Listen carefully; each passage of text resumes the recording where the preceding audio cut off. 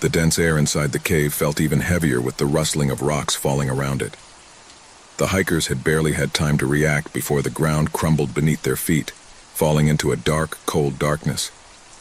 When at last the noise of the rocks died down, they found themselves in a vast subterranean space with the walls of the cave extending upwards like gigantic pillars, and the ceiling seemingly so high that the human eye could not see the end. However, the most frightening thing of all was the silence. A silence so dense and crushing that it seemed to devour every sound, every whisper, every breath. They had come with the intention of exploring, but now they were trapped, with no way of knowing if there was a way out, or if they would ever see the light of day again. Their lanterns flickered faintly in the darkness, as if the shadows themselves wanted to take hold of them. Dust-covered bodies with some superficial wounds from falls were trying to gather around a small illuminated area. Mark, the leader of the group, was the first to react, looking up at the cave walls for any sign of a way out. His breathing was rapid, his mind trying to process what had happened. Was there a way to escape? There didn't seem to be a clear path, just the cold, rocky walls that surrounded them. Emma, his longtime companion, came up to him, her face pale and full of fear. She didn't say anything, just held onto his arm tightly. "We have to look for a way out. This can't be the only thing," Mark said, his voice trembling but determined. The group, which had arrived as a simple excursion, was now caught up in something much more terrifying. Every step they took seemed to bring them closer to an even deeper abyss, an abyss in which not only physical darkness enveloped them, but also the anguish and despair that began to take hold of them. In the midst of the chaos and bewilderment, suddenly, something changed. Faint whispers, barely audible, began to fill the air. The group members stopped, their hearts pounding. The whispers were empty, as if coming from the very walls of the cave. There was no clear source, but everyone could feel them, like a presence moving, waiting.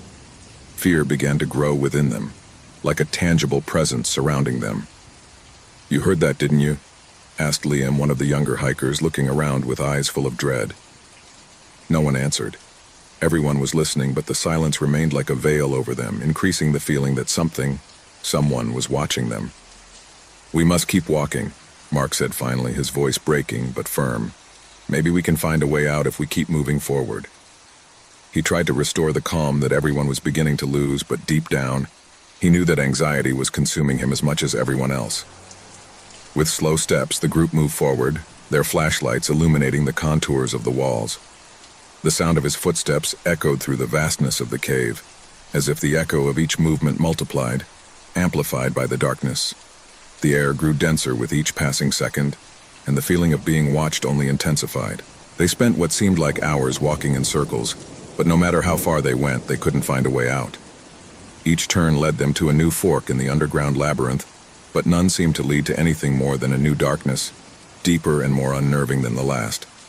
The fear was accumulating like a constant pressure on her breasts. The flashlights began to flicker, as if the batteries were running low, but everyone knew that was impossible. They had checked the flashlights before entering. Something was interfering with the energy that fed them, and then they saw it. At the end of a corridor, just at the edge of the lantern light, a figure appeared, tall, thin, and shrouded in shadows. Although they couldn't see him clearly, something in his presence was unmistakable. He wasn't human, not completely. His movements were slow but calculated, as if he were in no hurry. His figure seemed to merge with the darkness, and despite being several meters away from them, everyone felt a chill run down their spine. It was as if his very presence was filtering the air, invading the space with a fear so palpable that it was difficult to breathe. "What's that?" asked Emma, her voice almost a whisper, afraid that the walls themselves might hear her. The figure did not respond, but his presence was enough to make each member of the group paralyzed. No one moved. No one spoke. Only the sound of his heavy breaths filled the air. Something inside them was telling them that if they got any closer, if they tried to move a single muscle, something terrible would happen. Suddenly, the figure moved towards them, slowly moving forward, its face never fully visible. Each step seemed to increase the weight of the fear that enveloped them. The tension in the air became unbearable, as if everything was about to break. Mark, fighting the terror that paralyzed him, took a step back, trying to get away from the figure, but something stopped him. An invisible force seemed to press on his chest, preventing him from moving. "We can't stay here," shouted Liam, but his voice was filled with panic and despair. He tried to run, but his legs didn't respond, as if the ground itself had become unforgiving, unable to support his weight. The figure was getting closer, and now Mark could see something that made his blood run cold. Instead of a human face, what he saw was a void, an abyss in the place of the eyes, where there was only darkness. The figure began to speak, but his words were incomprehensible, swept away by a distant echo that seemed to come from everywhere. "This is the end," the figure whispered, his voice echoing in their minds. "There is no escape from the abyss. This is where it all ends." Terror seized them in an instant. There was no way out, there was no hope. The abyss had claimed those who had tried to escape. Suddenly, the ground beneath his feet began to shake violently, and the echo of a distant scream, filled with despair and pain, echoed through the walls of the cave. The figure began to fade into the darkness, but his laughter, filled with mockery and emptiness, continued to reverberate in the ears of the hikers. The last memories they had before succumbing to the abyss were the laughter and muffled screams, and the sound of rocks falling on them, as if the cave itself was closing its doors forever. The guardian of the abyss had served his purpose, and with his last laugh, the group of hikers disappeared, forever trapped in the endless darkness. The cabin was located deep in a dense forest where the echo of the wind seemed to be silenced as it moved through the trees. No one bothered to come this way, and that was exactly what made the place ideal for the party they had planned. A group of friends, between laughter and jokes, had decided to get away from it all, disconnect from the noise of the city, and spend a weekend with friends. No one imagined that this choice would be the worst mistake of their lives. The cabin, although small and old, had something cozy about it. The wooden ceiling creaked under the weight of time, but the walls, though worn, seemed to have their own character. A place away from civilization, where they could do whatever they wanted without worrying about being disturbed. The arrival was simple. The car went up a steep dirt road, and when they finally arrived, they all went out in unison, eager to see the place. Laughter filled the air as they unloaded their suitcases and settled into the space. Night after night, the group became more and more relaxed. They talked about everything: old stories, anecdotes, rumors that were told about that part of the forest. But no one at the time stopped to think about the meaning of those stories. The idea that the place was marked by something strange, something they shouldn't have touched, was just superstition. That night, the temperature had dropped dramatically. The flames of the fire crackled, warming the central room where they stood. Candlelight flickered, creating shadows that danced against the walls, and laughter followed one after another, while the group played a board game without worrying about time. It was a typical winter night in the woods, but when the conversation began to wane, something in the air changed. The breeze that was once gentle transformed into a strange whisper, as if something was watching. They all felt it at the same time, like a chill running down their spine. "Did you hear that?" one of the girls asked, her voice hesitant. The others were silent, trying to catch that sound that had frozen their skin. A crunch, a whisper. Something was moving outside the cabin. "It's just the wind," one of the boys tried to reassure them, but his voice didn't sound convinced.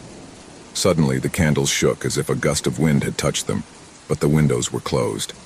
In an instant, the darkness of the night grew denser, and the sound of the rustling branches intensified, as if the forest itself began to approach them. That's when something strange happened. The moon, which had previously been seen through the window, disappeared completely, plunging everything into impenetrable darkness. The hut, which until that moment seemed safe, now felt vulnerable, as if nature itself had ceased to protect it. "What happened to the moon?" asked a girl in a trembling voice, looking up at the sky. The darkness was so deep that not even the stars were visible. "It must be an eclipse," one of the boys suggested, but his tone didn't convince anyone. Something was not right. The feeling of being watched intensified, and a heavy weight seemed to have settled on his shoulders. The air began to grow colder, and the silence outside the cabin became deep, almost suffocating. In that silence, everyone could clearly hear their heartbeats racing and synchronized. "I'm going to look outside," said the most daring boy, Tomas. Although he wasn't entirely sure what he'd felt, something was pushing him out. Everyone fell silent as he made his way to the door, which creaked as it opened. The fog had begun to lift, darkening the surroundings even more. Thomas took a step out of the cabin and the cold enveloped him immediately. The air was dense, as if the atmosphere itself were charged with a strange pressure. He looked up at the sky, but there was no moon, only a blackness so deep that it seemed to swallow everything in its path. He turned to return to the interior when suddenly he heard a whisper beside him. A low, distorted whisper, as if someone or something is calling him. He turned sharply but saw nothing. The fog enveloped him completely, making him feel trapped. "This is not right," he muttered to himself, hurrying back to the cabin. But just as he was about to take a step toward the door, he heard a low creak as if something was crawling behind him. "Thomas!" his friends shouted from inside, but he did not answer. The door closed by itself and silence returned to the cabin. No one dared to move, but their minds were filled with questions. What had happened to Thomas? At that moment, something slipped under the door, an almost imperceptible touch that only those closest to it could hear. It was as if a shadow without any form was lurking. The darkness wasn't just outside. Now something had infiltrated inside the cabin. In the distance, one of the boys, Lucas, tried to light a flashlight, but he couldn't get it to turn on. Somehow the darkness turned it off, absorbed any attempt at light. In the distance, at the edge of vision, something moved rapidly, and a piercing scream echoed from outside. Without thinking, the group got up and ran to the window. But when they looked, they saw nothing, only more darkness. Something was stalking them, something hiding in the shadows, waiting for the right moment to strike. But the worst was not what they could see. It was what they could not see. As the hours passed, the tension in the cabin increased.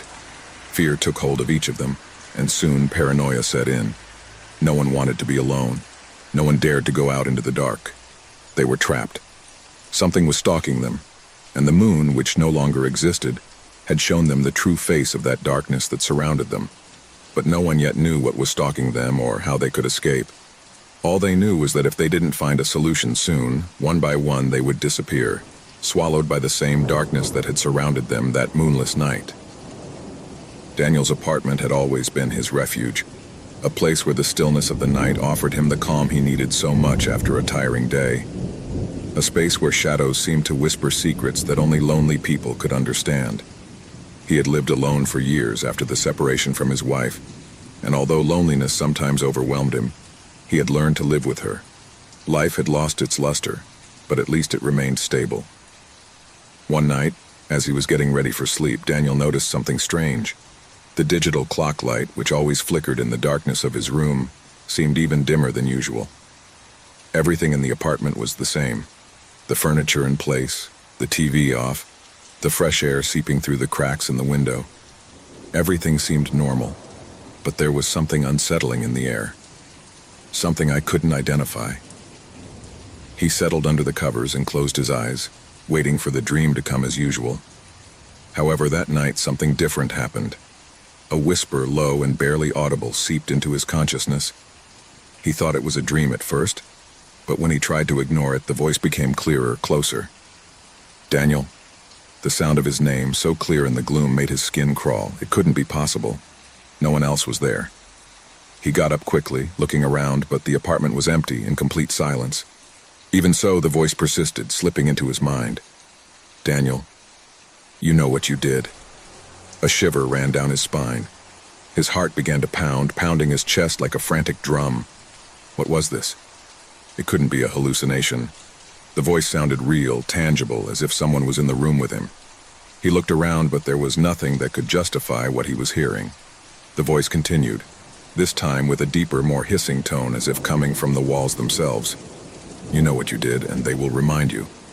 Daniel turned on the light from the bedside lamp, looking for a logical explanation. A dream? No, this was different. The feeling in his stomach was that of a real, palpable threat. The voice, although he couldn't see where it was coming from, seemed to come from everywhere at once. He tried to calm down, but the words echoed in his mind like an endless echo. The next morning, Daniel tried to ignore what he had experienced. He told himself that it had been just a nightmare, a manifestation of his tired mind. But that same night, when darkness took over her apartment again, the voice returned, stronger this time. "I'm watching you, I always have." Daniel got out of bed with instinctive speed, feeling that the temperature in the room had dropped drastically. The air became dense, heavy, as if the space was narrowing around him. There was no rational explanation that could be offered for what was happening, and fear began to take hold of him. He wondered if his sanity was beginning to crumble, if he was losing control of his mind. "Who are you?" he shouted, his voice trembling. The answer came in a whisper, but this time it was different. The voice not only spoke, but seemed to come from inside his own head, like an alien thought invading his personal space. "You know what I did, don't you? How did you forget me so easily?" The words struck his mind with such force that he fell to his knees. The voice seemed to come from a place I couldn't comprehend. His thoughts became cloudy and the sense of panic intensified. Doubt began to sow deep roots in his mind. He remembered the separation with his ex-wife, the decisions he made, the mistakes he made, but none of that seemed enough to justify the terror he felt. An idea began to form, with fear taking over his thoughts. Could this voice, this entity, be something related to his past? Something I had tried to escape from all those years? But the voice seemed to know everything, more than he wanted to admit. The next night, as darkness fell on the apartment, the voice returned with overwhelming insistence. Daniel couldn't take it anymore. He picked up his phone and called a friend, but the call dropped before he could say anything. Panic overwhelmed him. He was alone, completely alone. "Daniel, do you want to know the price of your decisions?" The room was cold, the air thick and stuffy, as if he were drowning in the presence of something he could not see. The furniture, the walls, the ceiling seemed to close in on him. Each shadow seemed to lengthen unnaturally, and the light from the lamp flickered faintly. The voice began to laugh, a low, guttural laugh seeping into his brain. The feeling that something was watching him, lurking around him, became unbearable. Daniel felt as if something was dragging him along, something dark that took hold of his soul, squeezing it, making him relive his worst fears. "You can't escape. You never can." Suddenly the sound of footsteps echoed in the hallway. They were slow, heavy steps, as if someone were walking with deliberate calm, approaching his door. Daniel's mind began to fragment. The voice continued to whisper, but he could no longer distinguish between reality and the nightmare that had taken hold of his mind. He got out of bed, but his legs didn't respond well. Anxiety dominated him. His breathing was agitated, and fear had paralyzed him. When he tried to open the door to get out, something stopped him. The door was locked from the outside, and a cold, invisible hand seemed to hold it firmly. "You know what you did. Remember?" The voice was much closer now. Terror seized him. His mind struggled to find a way out, but the shadows, thicker and denser, seemed to close in on him. He couldn't run away from his own darkness, from his own memories, from the decisions he'd made that were now in some way condemning him. Suddenly the door opened with a blood-curdling creak. Daniel took a step back, watching in horror as the figure of a woman appeared at the entrance.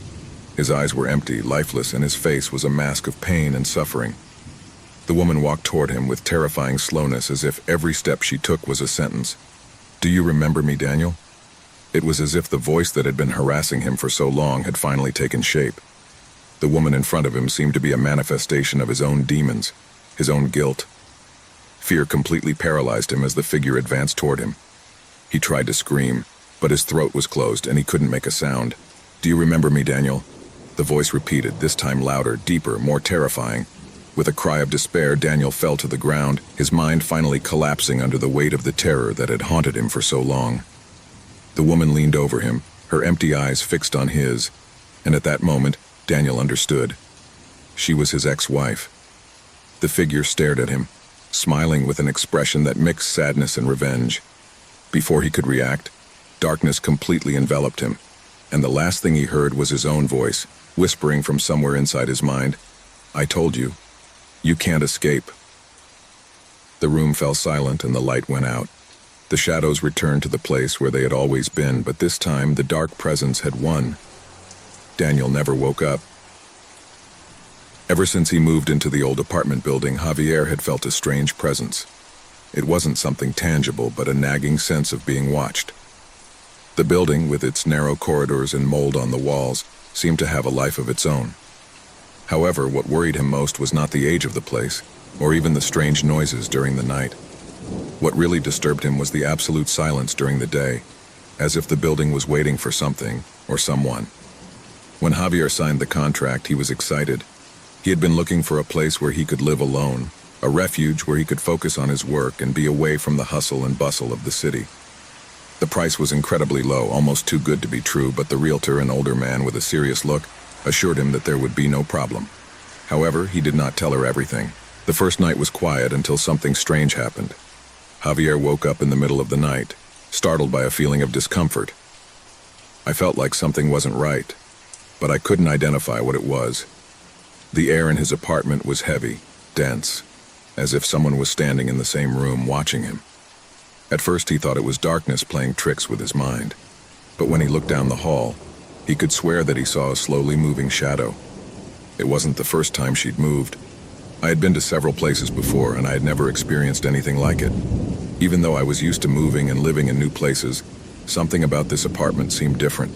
The air was charged with an energy that kept him alert, a heavy energy, as if something was trapped in that place and couldn't escape. At first, Javier tried to ignore him. He thought it was his mind, perhaps too tired from the stress of moving and adjusting to his new routine. But as the days passed, the feelings of discomfort only got worse. Every time he found himself in the hallway, he felt something following him. But when he looked back, there was nothing. It took several weeks before he decided to investigate the apartment's past. The realtor hadn't told her much about the previous tenants, only that the unit had been empty for several months. Javier felt that he needed to know more, as if that knowledge could help him understand why he felt that he was not alone. It was then that he met the neighbor of the apartment next door, a middle-aged woman named Mariana. She was sitting in the doorway, apparently waiting for someone to come by. Javier, with his natural curiosity, approached and struck up a conversation. "Do you know anything about apartment 304? He asked, pointing to her door. Mariana stared at him for a few seconds before answering. Something in his eyes didn't seem to want to talk about it, but finally, he sighed. "That place. He's not like the others," he said quietly. "The last tenant disappeared. Nobody knows what happened to him, but the building was never the same after that." Javier frowned, confused. "Did it disappear? How? What do you mean he was never the same?" Mariana looked at him again, this time more cautiously. "That person never came back. It wasn't a simple abandonment, you understand?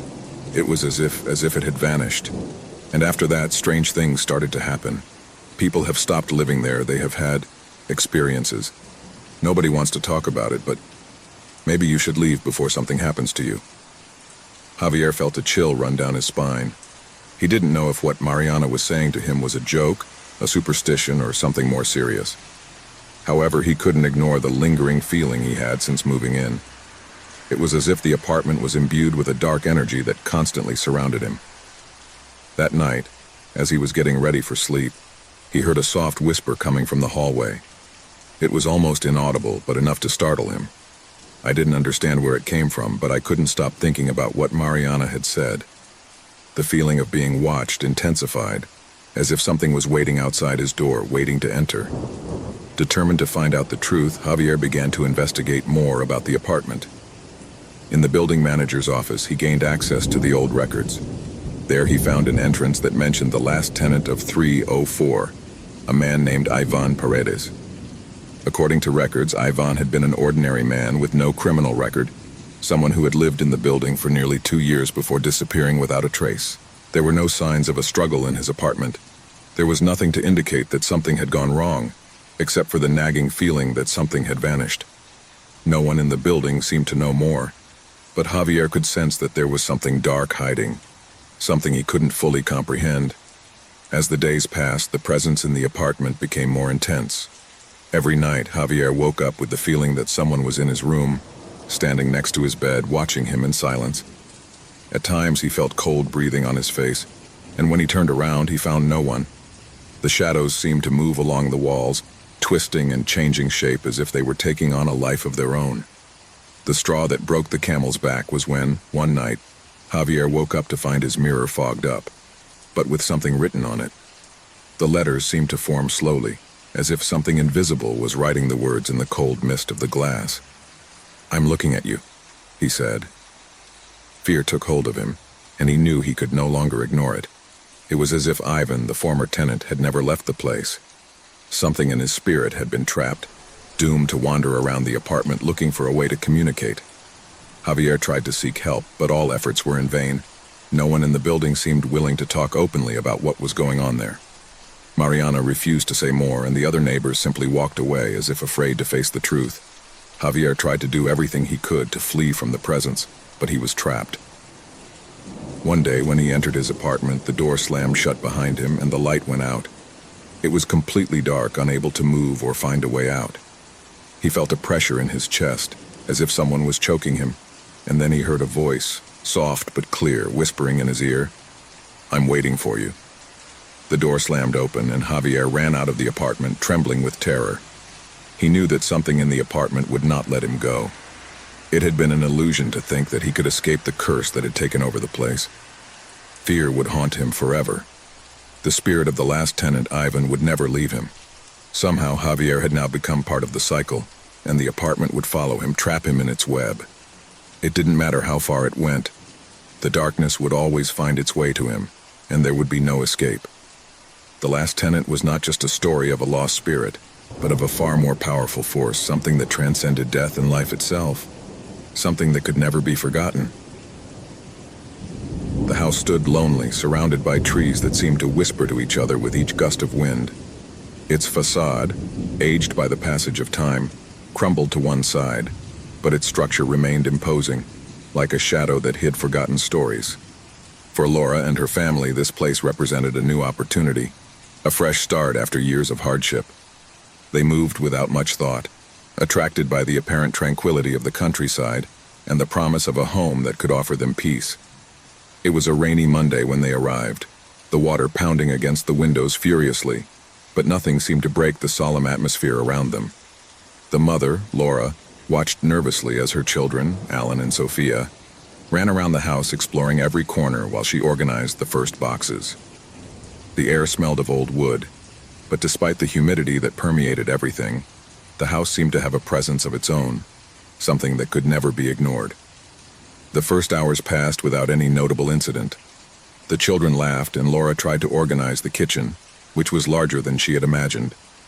But soon they began to notice something strange: the echoes.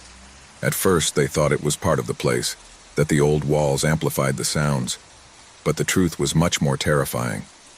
It all started when Laura called her children for dinner. "Alan, Sophia, dinner is ready," he shouted from the hallway. But what he answered was not the voice of his son or daughter, but a deep, guttural voice that seemed to come from the walls themselves. "Laura," the voice whispered, but it wasn't she who was listening to it. It was an alien voice, deep, ancient, that slipped through the house like a shadow.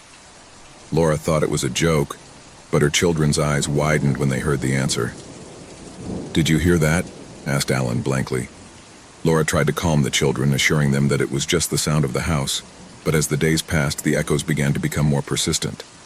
At first, the voices only repeated what was being said, but soon they began to alter the words. "Laura, look for what you forgot," he whispered once, while Laura, alone in the library, turned slowly at the bewildering message. What had I forgotten? I couldn't remember. The echoes began to take on a more tangible form, as if the voices could see something she didn't. As she explored the house, she found old photos in the attic, faded images of people she didn't know. One of the portraits caught his attention, a man with a grim expression looking toward the camera with eyes full of despair. The house had secrets, and the echoes were just the beginning. One night, while the family was having dinner in the dining room, Sophia asked something that made the air freeze. "Mom, who is the man in the attic photo?" he asked innocently. Laura felt a chill run down her spine. She hadn't mentioned anything about the photo. "What man?" he muttered, but before he could ask, the voice of the man in the photo spoke in the dining room. "Look at what you're hiding." Panic gripped Laura, but she still tried to rationalize what was happening. The voices were echoes, nothing more than that. But every time someone spoke, the echoes responded, and over time they began to reveal darker secrets. The man in the photo, the voice whispering in the night, began to put together pieces of a strange puzzle. That house had not only been his refuge, but also his prison. Laura began to investigate the history of the house, but the more she investigated, the more terrifying the revelation became. The house had originally been built by a man named Samuel, a hermit who had disappeared without a trace, but not before he had committed terrible acts. He had used the house as a refuge for those he had recruited from other nearby villages. No one knew for sure what was going on within the walls of the mansion, but the echoes, the whispers of those who had passed by, had never been extinguished. One night, while Laura was sleeping in her room, something strange happened. The echoes grew louder and louder, more intense until they began to transform into heart-rending screams. "Help, help me!" shouted a female voice, and Laura woke up breathing heavily. He got out of bed trembling and walked down the hall. In the mirror at the entrance, she saw her reflection, but she was not alone. Someone else was there, a shadow that vanished before he could scream. That same night, Alan and Sophia began to have nightmares. They woke up sobbing, terrified by the voices that spoke to them from the walls. "We are here with you," whispered the voices, as if they were trapped in the place. It wasn't just a game. It wasn't just an old house. They were trapped in something much bigger, something darker. Anxiety was building up in Laura. As the days went by, the echoes began to reveal more personal, deeper things. "Your mother is in danger," the voices whispered to Sophia, and then to Alan before they could tell Laura. Something was crumbling in the walls, and she could feel it. One day, Laura returned to the attic and found something that left her cold.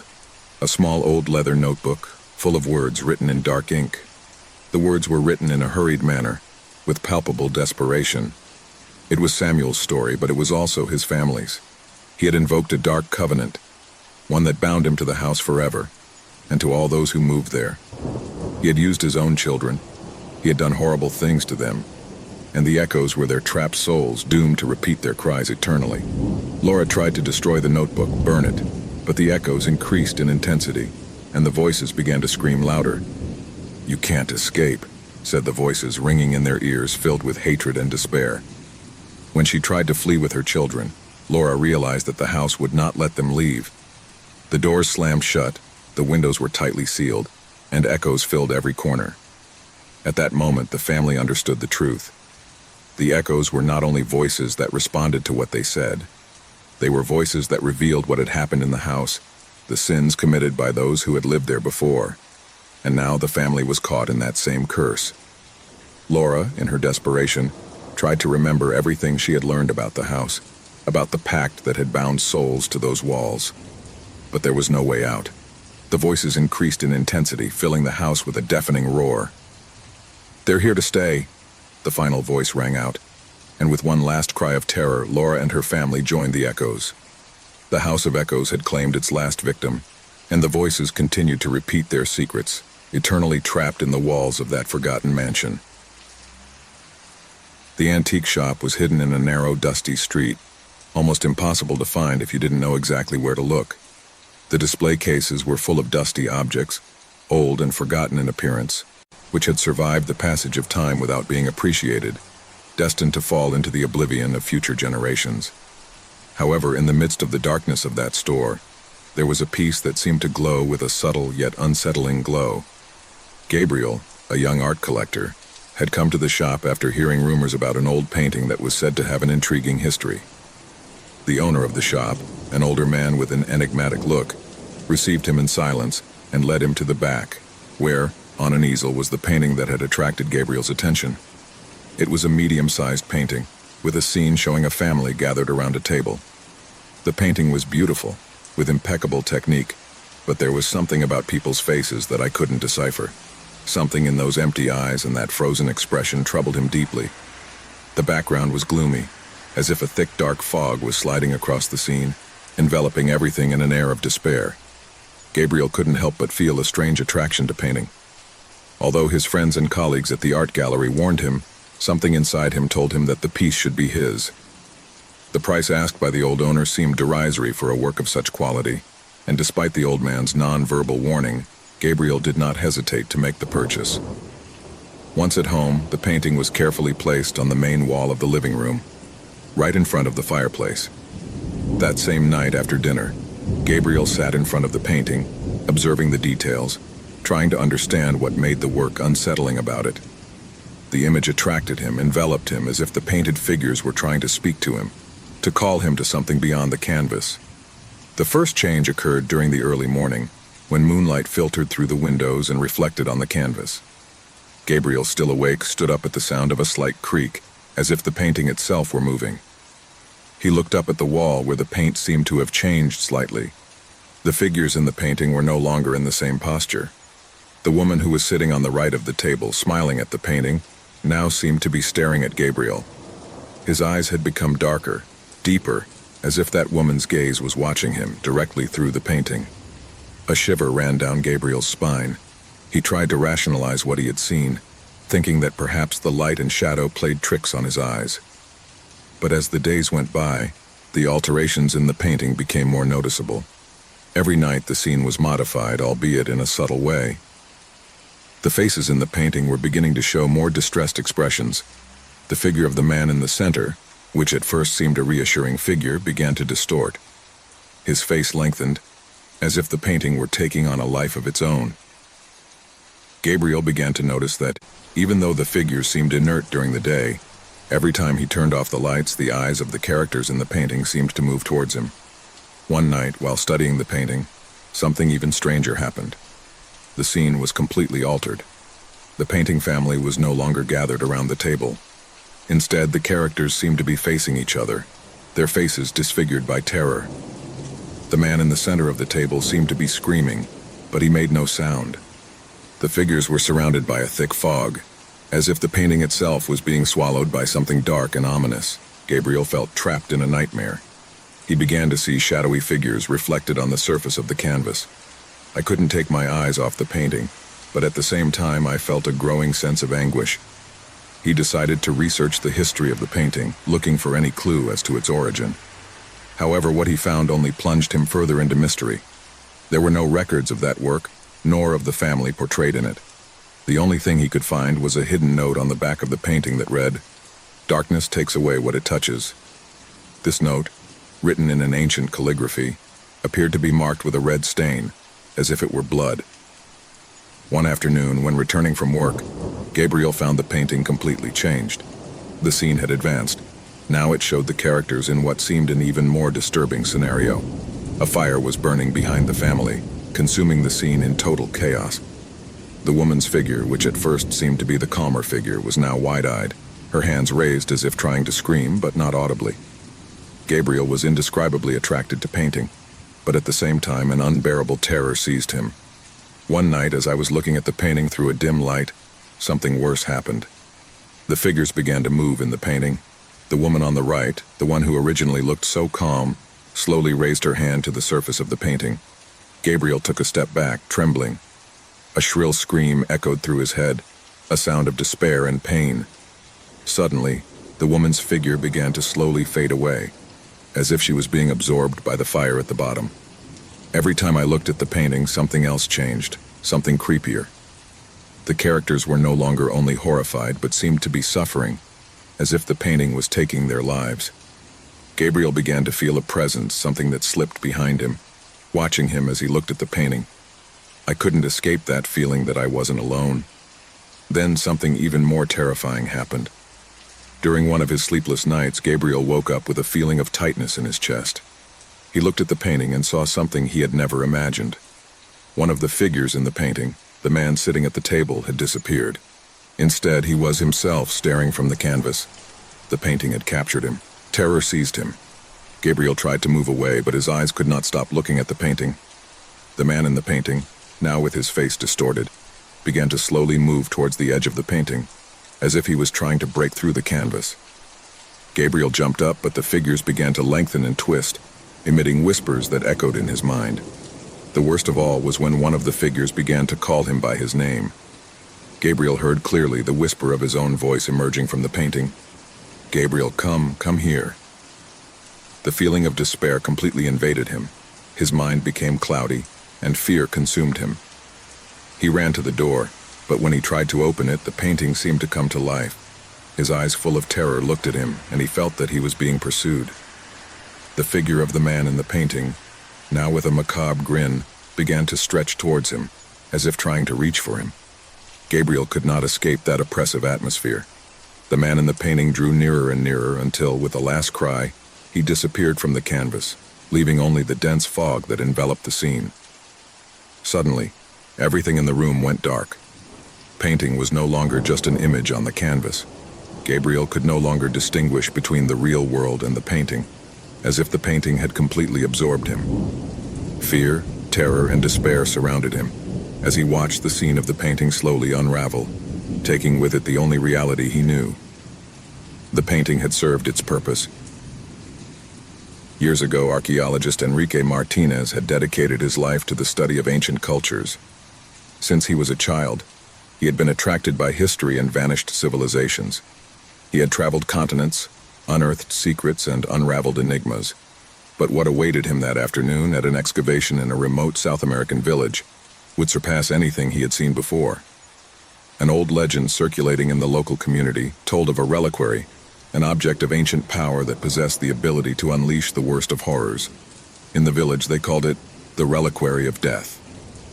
No one dared to approach the excavation area for fear that the dark forces would awaken. However, Henry, with his insatiable desire for knowledge and his skepticism about such stories, ignored the warnings and decided to delve deeper into the search. One day, after weeks of meticulous work, Enrique and his team discovered something they didn't expect. Among the rubble of a structure that dated back centuries, something metallic glowed faintly in the sunlight. At first, he thought it was just a piece of pottery, but as he cleaned it with great care, he soon realized that it was a locket, small but adorned with intricate engravings and strange symbols that seemed to move as he looked at them. With trembling hands and a mixture of excitement and caution, Henry grasped the locket. The piece seemed to have a life of its own. The aged gold shone in a way that hypnotized him.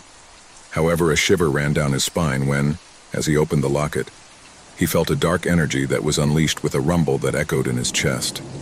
Suddenly, an icy air invaded the place, and the shadows seemed to lengthen, as if they wanted to devour him. Enrique took a step back, looking for the locket with his eyes, but it was too late. The evil had been released. Darkness took over his mind, and something inside him whispered, though he couldn't understand it. A heavy silence descended upon the camp. The men around him began to feel him, as if an unknown presence was stalking them, watching them from the shadows. That night, the first strange events began. The air grew heavier, the stars shone brightly, but they offered no comfort, only a warning.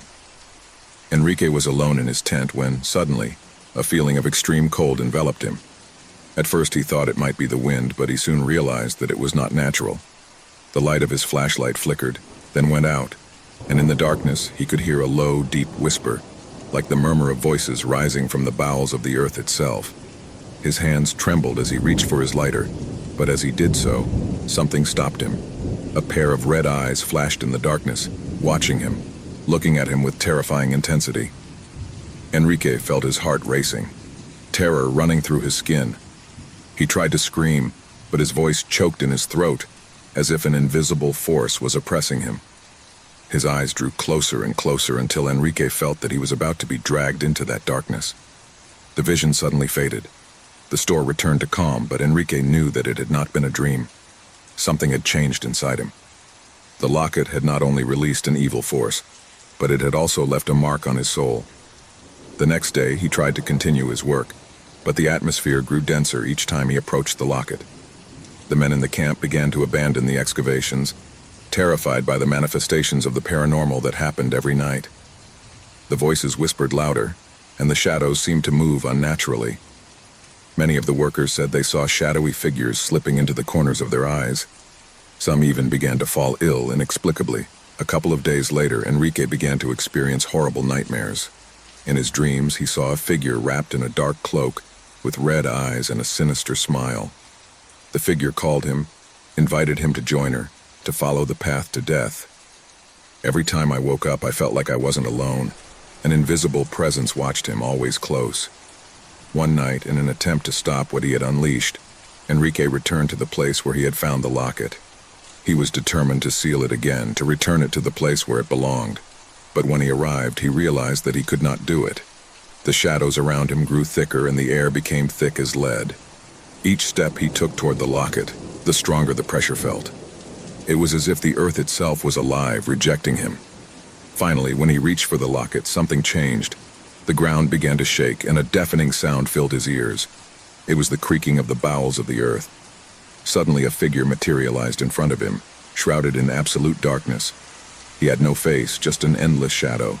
His voice echoed in Enrique's mind. Do you think you can stop the inevitable? Do you think you can escape the fate that belongs to you? Enrique tried to take a step back, but his body was unresponsive. The figure surrounded him, and darkness took over his being. The screams of his fellow diggers, who had returned in search of answers, coalesced into the air, echoing in his mind like a distant echo. Then, everything vanished. When Enrique woke up, he was in a dark place, surrounded by shadows. I didn't know if he was alive or dead, but it didn't matter. The reliquary had already fulfilled its purpose. He had unleashed the evil he had sought so much. The terror was complete. The story of Enrique Martinez disappeared from the face of the earth. No one knows what happened to him or his team. The records of the excavation were destroyed and the reliquary never reappeared. Some say that echoes of their cry can be heard when the moon is full, echoing through the air as a warning to those seeking ancient objects with desires for power. The reliquary of death is still waiting in some hidden place for whoever dares to unleash terror once again. It was a dark and cold night when, after hours of driving on desolate roads, David finally saw the lights of the forgotten hotel. He was alone on the journey, and the road seemed endless. The thick fog that covered the landscape gave him a sense of deep isolation, almost as if the world had disappeared. The hotel sign, covered in dust and rust, flickered faintly with the yellowish light coming from a lamp that seemed to be on the verge of going out. However, at that moment, David did not hesitate to stop his car. The cold penetrated his bones the instant he got out of the vehicle. There were no signs of life in the vicinity, only the sound of the wind blowing dry leaves. He walked slowly toward the hotel, feeling a strange writhing in his stomach, but forced himself to ignore it. He needed a place to rest, and this was the only establishment visible for miles around. As I entered, the atmosphere was charged with a silence so deep that it seemed to devour any sound. The reception was empty, but the door closed behind him with a thud, as if something was waiting that couldn't come out. The only light came from an old lamp that dimly illuminated a dusty staircase. Footsteps echoed on the creaky wooden floor as he made his way to the counter. A peculiar-looking man appeared from the shadows. His face was pale, with sunken eyes and a strange smile that could not hide his discomfort. Despite his unsettling presence, the man was kind to offer him a room. "A single night, right?" he asked, his voice as soft as the whisper of the wind outside. David nodded, feeling the discomfort of not being able to see the receptionist's face well. He was handed the key to room 23, which appeared to be the only one available, and the man pointed to a door in the dark hallway. Without thinking too much, David headed there. As he walked, the feeling of discomfort grew, as if the corridors of the hotel were alive, watching him, waiting for something. The door to room 23 creaked as it opened.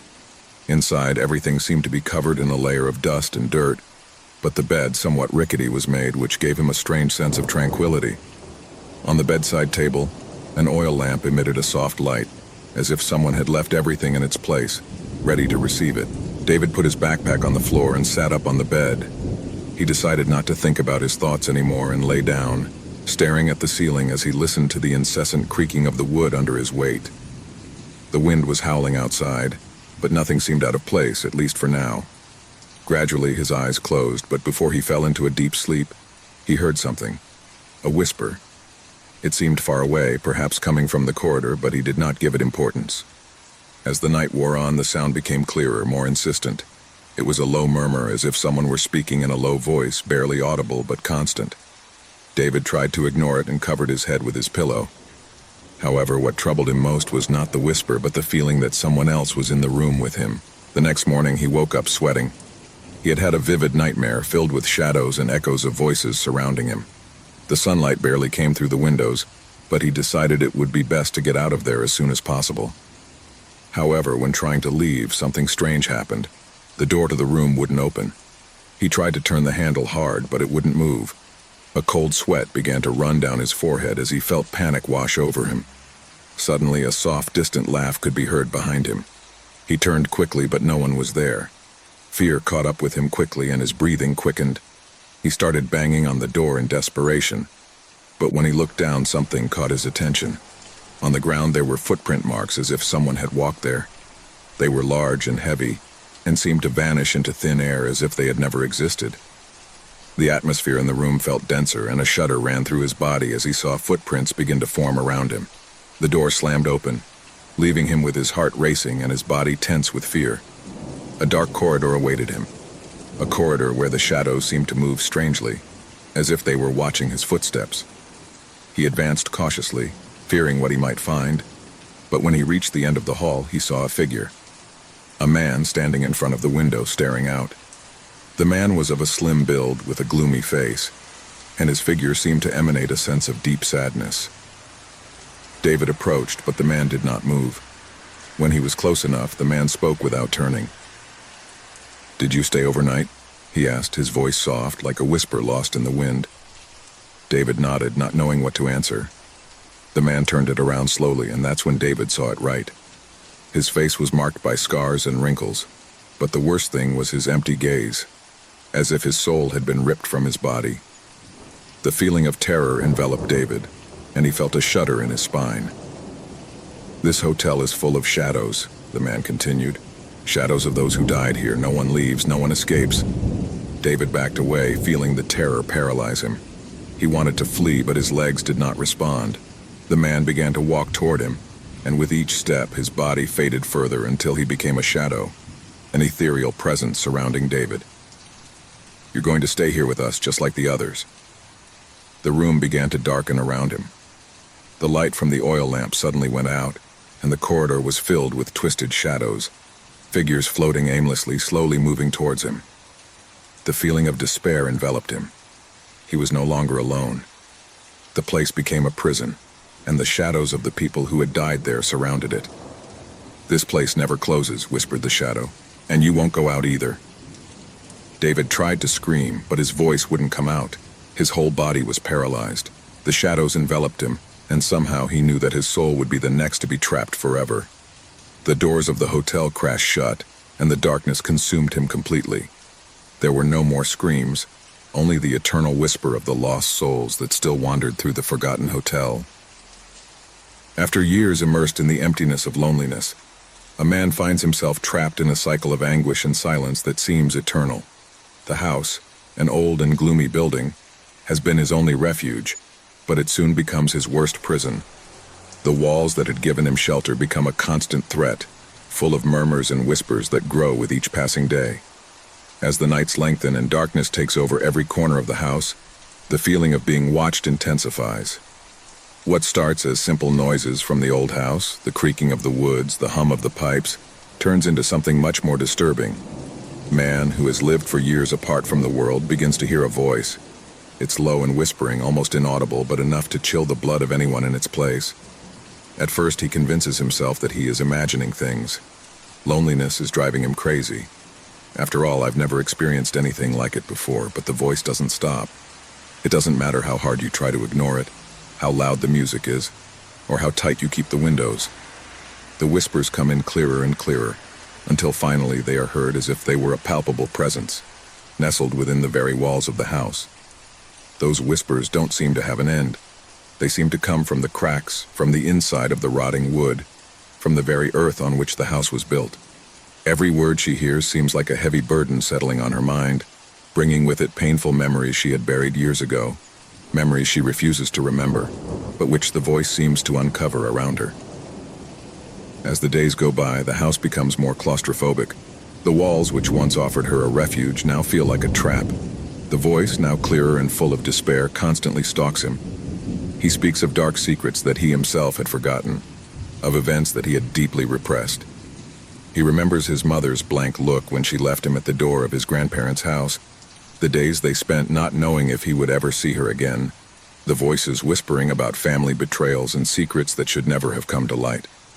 The tension grows, and the man begins to feel harassed not only by the voices, but also by the atmosphere that surrounds him. The shadows seem to move on their own, and the lights in the house flicker for no apparent reason. The air becomes dense, as if the house itself were alive, breathing with it, waiting for something. The anxiety grows as the voices become clearer, more urgent, as if each word is a dagger piercing his soul. On one of the darkest nights, when the clock strikes the time when everything seems to be at its lowest, the voices finally reveal the source of their suffering. They are not simple echoes of the past. They are not simple forgotten memories. They are the voices of those he has wronged, people he has abandoned, betrayed, and left behind in his lonely life. They are the echoes of a conscience that does not let him rest, the whispers of a life that he himself destroyed without being aware of what he was doing. It is at that moment, when despair consumes him completely, that the walls begin to move. The first thing he notices is the deep, deafening creak, as if the very structure of the house is yielding under the weight of the secrets it holds. The walls, once solid and cold, are now deformed, as if the house is responding to the voices that filter through the cracks. The figure that materializes before him is blurred, incomplete, like a shadow that still struggles to take shape. But he is not a figure who inspires peace. His eyes, empty and dark, seem to look directly into his soul, stripping him naked. The creature, an amalgam of shadows and repressed memories, slowly approaches, its footsteps barely audible but unmistakable. The man wants to scream, but his lips do not respond. He wants to run away, but his legs won't move. He is trapped, surrounded by the presence of those he has failed. The creature speaks, and its voice is a mixture of the whispers and cries of the past. It is a voice that takes his breath away, that fills him with a terror so deep that he feels that he's going to faint at any moment. He speaks to him of guilt, of the crimes he has committed in the name of indifference and loneliness. It reminds him of his lies, his broken promises, and the empty life he has chosen to live. Every word is a weight on your chest, every breath an effort to stay conscious. The darkness in the house seems to be denser now, as if the house itself is devouring the light, dragging the man into the deepest darkness. Memories of his mother, of his abandonment, of his lost childhood, strike him with such brutal force that he feels like he's falling apart. But he can't move. He can't escape. The creature shows him the scene he had never wanted to remember. He, as a child, looking out the window as his mother walks away with a sad smile on her face. There are no words between them, only a void that stretches between them, an abyss of silence that he could never fill. The figure stops right in front of him, and in an almost imperceptible whisper says, "It's your fault, this is all your fault." It is at that moment, when despair completely consumes him, that the man finally falls to the ground, his hands trembling as they cling to the weathered wood. Panic engulfs him, terror consumes him, and the truth finally hits him with full force. He can't escape his past. He can't escape the people he's left behind, the lives he's destroyed. The house, which was once his refuge, is now his grave. Man finds himself alone, surrounded by the shadows of the past, the echoes of those he has failed. The creature vanished, but its presence remains dormant, like a mark that follows it through the darkness. The walls, which were once the barriers of his solitary life, are now the bars of his condemnation. Finally, the house begins to creak, the sound ringing in her ears as the walls crumble around her. Darkness envelops him completely, and silence consumes him. Man will never be alone again, but the company he has now is that of his own demons, and there is no escape. The voice, the creature, the house, everything merges into an endless nightmare. Panic consumes him completely, and in the ultimate darkness, man finally understands what he has lost. And that's when the final whisper rings in his ears, a lament that will follow him for all eternity. The Fernandez family had been looking for the perfect house for months, a spacious home in a place away from the noise of the city, surrounded by nature. When they finally found the ancient mansion, located deep in the forest, they couldn't believe their luck. Despite the somewhat worn appearance, the price was unbeatable. Who else would want to live in such an isolated place? The mansion, with its solid wood doors, high windows, and glass ceilings, looked like something out of another time. The place, although somewhat dark and covered in moss, had an elegance that immediately captivated them. As they walked through its corridors, the family felt that they were entering an old tale. There was something mysterious about its walls, as if every corner kept a hidden history, something they didn't dare to ask. The silence in the house was almost palpable, as if the whole place breathed in a deep, ancient way. Within days of moving, strange things began to happen. The youngest daughter, Clara, was the first to notice something strange. One afternoon, as he explored the second floor, he heard a distant echo, as if someone had whispered his name from deep within the house. At first she thought her mind was playing tricks on her, but when she told her parents, they took her as a joke. However, Clara could not shake the feeling that the house was talking to her, as if it were alive. One night, after a quiet dinner, the echoes grew stronger. Clara, unable to sleep, got up in the middle of the night and went to the main living room, where the fireplace no longer crackled, and the moonlight barely filtered through the curtains. As he walked down the dark hall, he suddenly heard his mother's voice clearly. It was a trembling whisper, calling to her from the back of the house. He ran to the place where the voice came from, but when he arrived, he found everything silent. His mother slept soundly in her room, oblivious to any disturbance. Clara, terrified, began to doubt what she had heard, but the fear in her chest was real. He decided to tell his parents everything the next morning. The family tried to rationalize the strange events. The father, Luis, thought that perhaps the isolation of the house was affecting everyone's mind, but when one night, after a particularly hot day, the house began to creak, terror took hold of them. The sound came from the walls. At first it was just a soft crack, but then it morphed into an increasingly loud and sinister sound. It was as if something was pushing the walls from within. One night, as everyone was trying to sleep, the echoes began to resonate louder than ever. Luis woke up with a start and went out into the hallway, where he discovered that the house was full of echoes, but they were not common voices.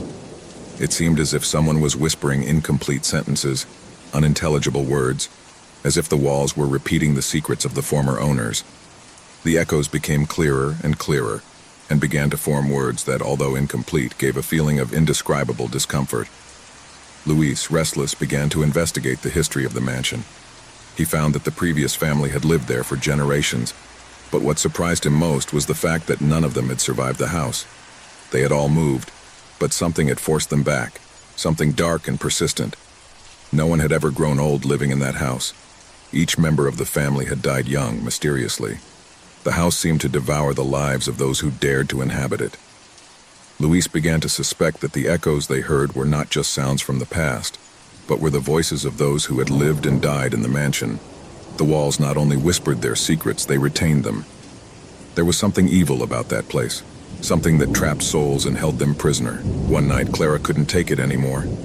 She ran out of her room, disoriented, as if she were being called by something invisible. She ran through the halls, the echoes following her, calling her name over and over again. When he reached the main hall, he stopped in his tracks. In front of her, in the mirror on the wall, she saw a figure. It was his mother, but his eyes were empty, hollow, as if the woman he saw was but a shadow of his former self. The figure smiled in a strange, twisted way, while his lips formed words that Clara could not understand. Terror invaded her, but she could not move, as if the house had trapped her in that very place. In the distance, the echoes began to rise, louder, clearer, until they became desperate cries. They were the voices of the former inhabitants of the mansion, calling for help, warning that it was too late. Luis came running to the classroom when he heard Clara's scream, but what he found left him paralyzed. There was no trace of her. Only the resounding echo of his name remained, repeating itself on the walls. In desperation, Luis tried to call the police, but in doing so, he discovered that the phone lines in the house were cut. No one outside that place could hear them. The family realized they were no longer alone. Something dark had awakened in the mansion, something that was not only watching them but was slowly devouring them. No one could escape the echoes that filled the house, which resounded louder and louder, like a sentence that never ended. As the weeks passed, the family began to fall apart. The echoes not only caught their voices, but also their minds. Their memories became distorted. Their emotions became erratic. Luis began to lose his sense of reality, and his wife, Anna, seemed to become more and more distant, as if trapped in an endless dream. Clara, for her part, did not stop listening to her mother's voice calling her, urging her to join her in a world where the limits of life and death did not exist. Finally, on a particularly dark night, the echoes peaked. The house itself seemed to breathe, and the shadows on the walls began to take shape. The former residents of the mansion materialized before them, and as their screams echoed through the air, the Fernandez family finally understood what it meant to live in that house. It wasn't just a home, it was a prison with no way out, where trapped souls would never stop suffering. The family, already consumed by terror, never managed to escape. At the dawn of a day that never came, the mansion was empty again, but the echoes continued to resound like a warning to those who dared to approach. The House of the Echoes finally had claimed its last victim. It had been a long journey on lonely roads, in a place forgotten by time and the passage of men. The traveler, tired and exhausted, had not seen any sign of life for miles. The road was like an endless river of asphalt, flanked by trees that stretched out to the horizon, as if they wanted to devour it. The sunlight was beginning to fade, dyeing the sky a warm, ominous red. He thought about stopping at any hostel, but in his desperation he barely saw a small sign indicating the existence of a hotel. "Forgotten Hotel," read the faded paint on the sign. It seemed perfect for an overnight stay, a refuge, a break from the endless road. When he arrived, the place seemed much older than he had expected. The walls of the hotel, covered in moss and mold, gave the impression that the place had been forgotten by the whole world. The building was large, two-story, with broken windows and doors that creaked as they moved. However, something about the place attracted him, and fatigue pushed him to enter. The door opened with a frightful creak, but on the other side there was nothing but darkness. He hesitated for a moment, but then the need for rest overcame logic. He pushed open the door, which slowly gave way, revealing the hall. The front desk was dark, with only a dim light flickering over the counter. A strange-looking man with an aged face and an expressionless gaze was sitting behind the counter.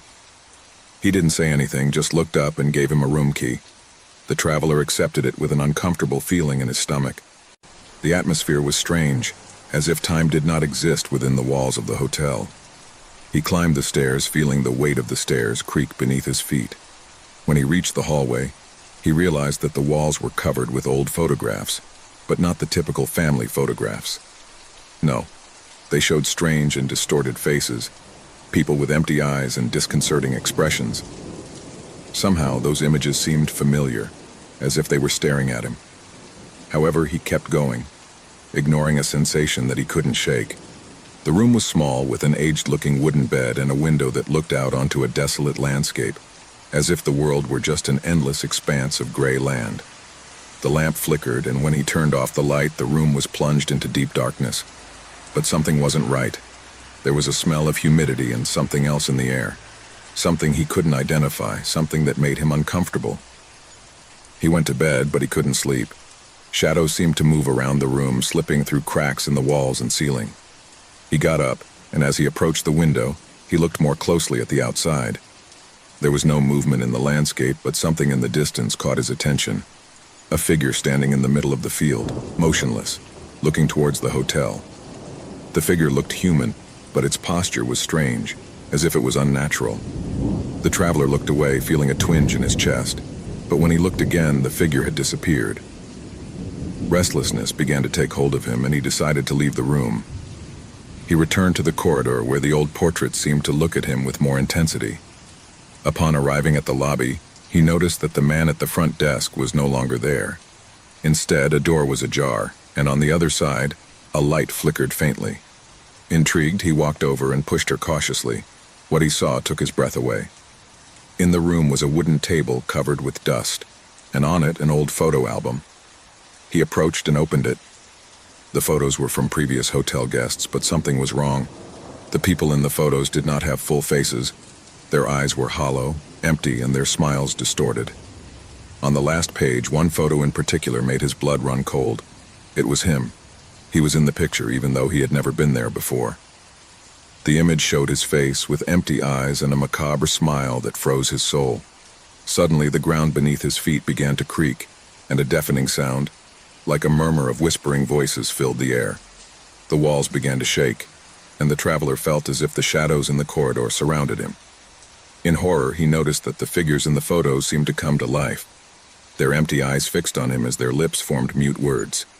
Suddenly, one of the figures detached from the photo and dissolved into a dark fog that began to envelop him. Fear invaded him completely.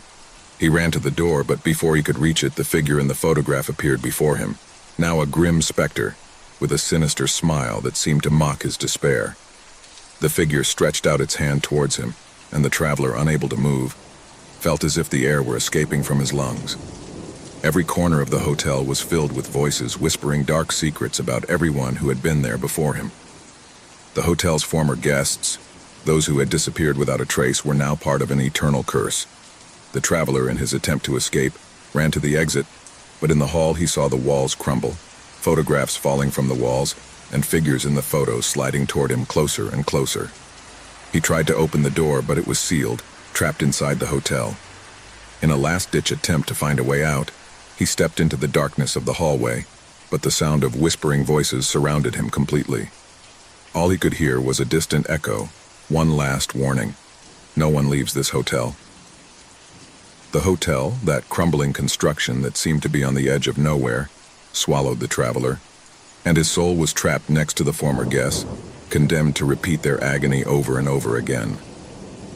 The shadows of the hotel continued to lurk, awaiting the arrival of another lone traveler who would fall into its trap, unable to escape the horrors that lurked within its walls.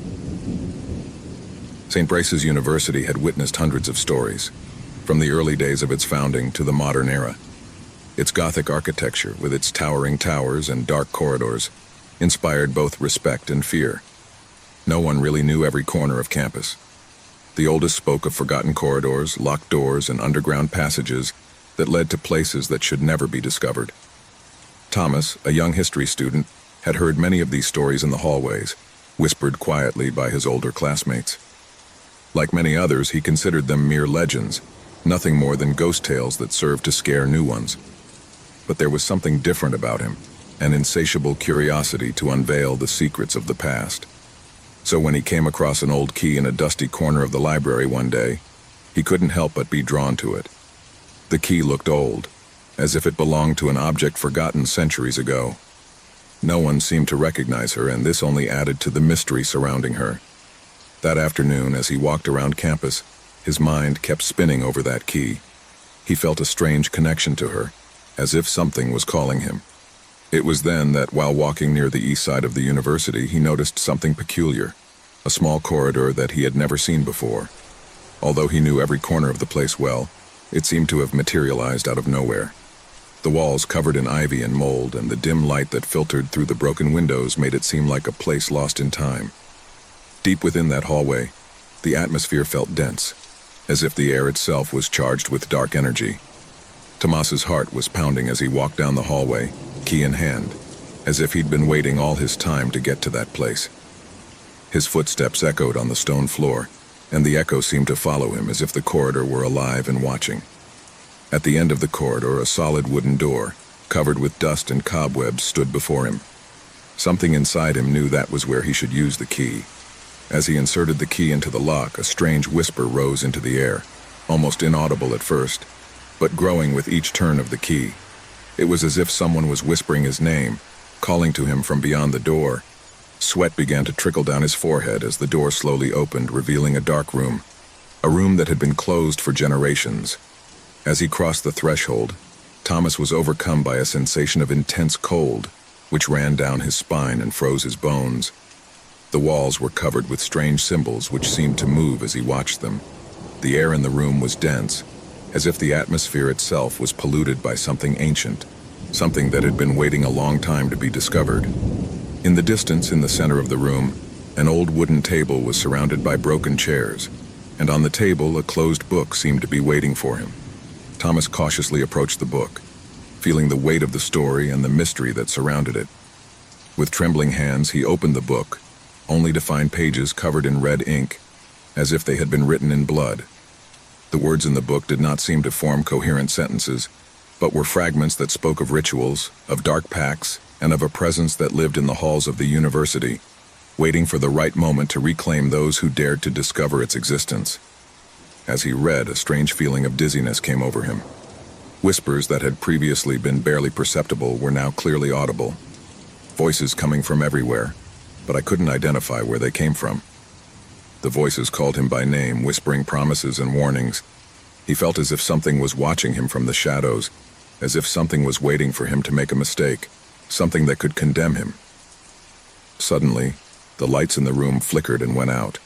The corridor behind him seemed to have lengthened, and the door through which he had entered was no longer visible.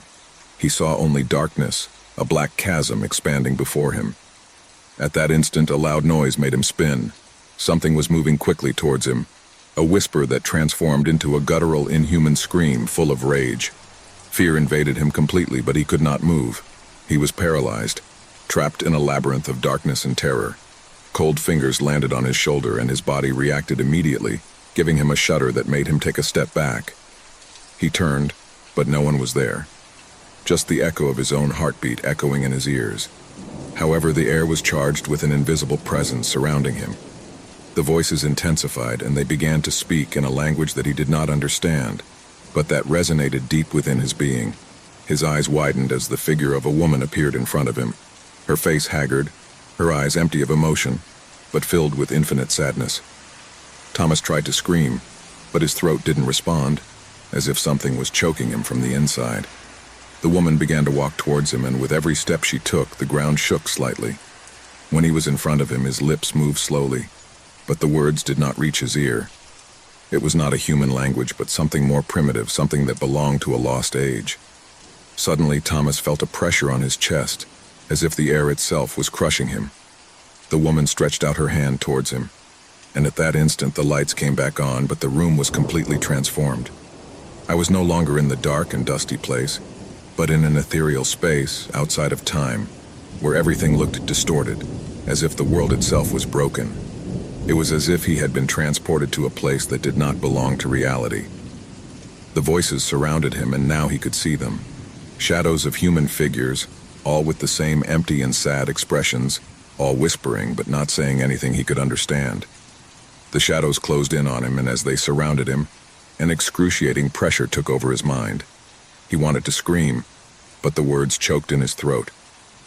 Finally, the woman spoke, and this time her words were clear, though filled with overwhelming darkness. The corridor is alive. It always has been. All those who have crossed its doors have been claimed. And now, it's your turn. Panic took hold of him, but he couldn't move. The darkness surrounded him, and the voices called to him, full of despair, of pain. The hallway had been created to trap curious souls, to keep them trapped in an endless cycle, and now Thomas had become part of that cycle. The woman, now a shadowy figure, looked at him with infinite sadness, as if she were sorry. The hallway was never a physical place. It was a threshold, a line between the world of the living and the world of the dead, and once crossed, there was no turning back. Tomas never returned. The whispering hall closed behind him, and the voices died away, leaving only the echo of his lost existence.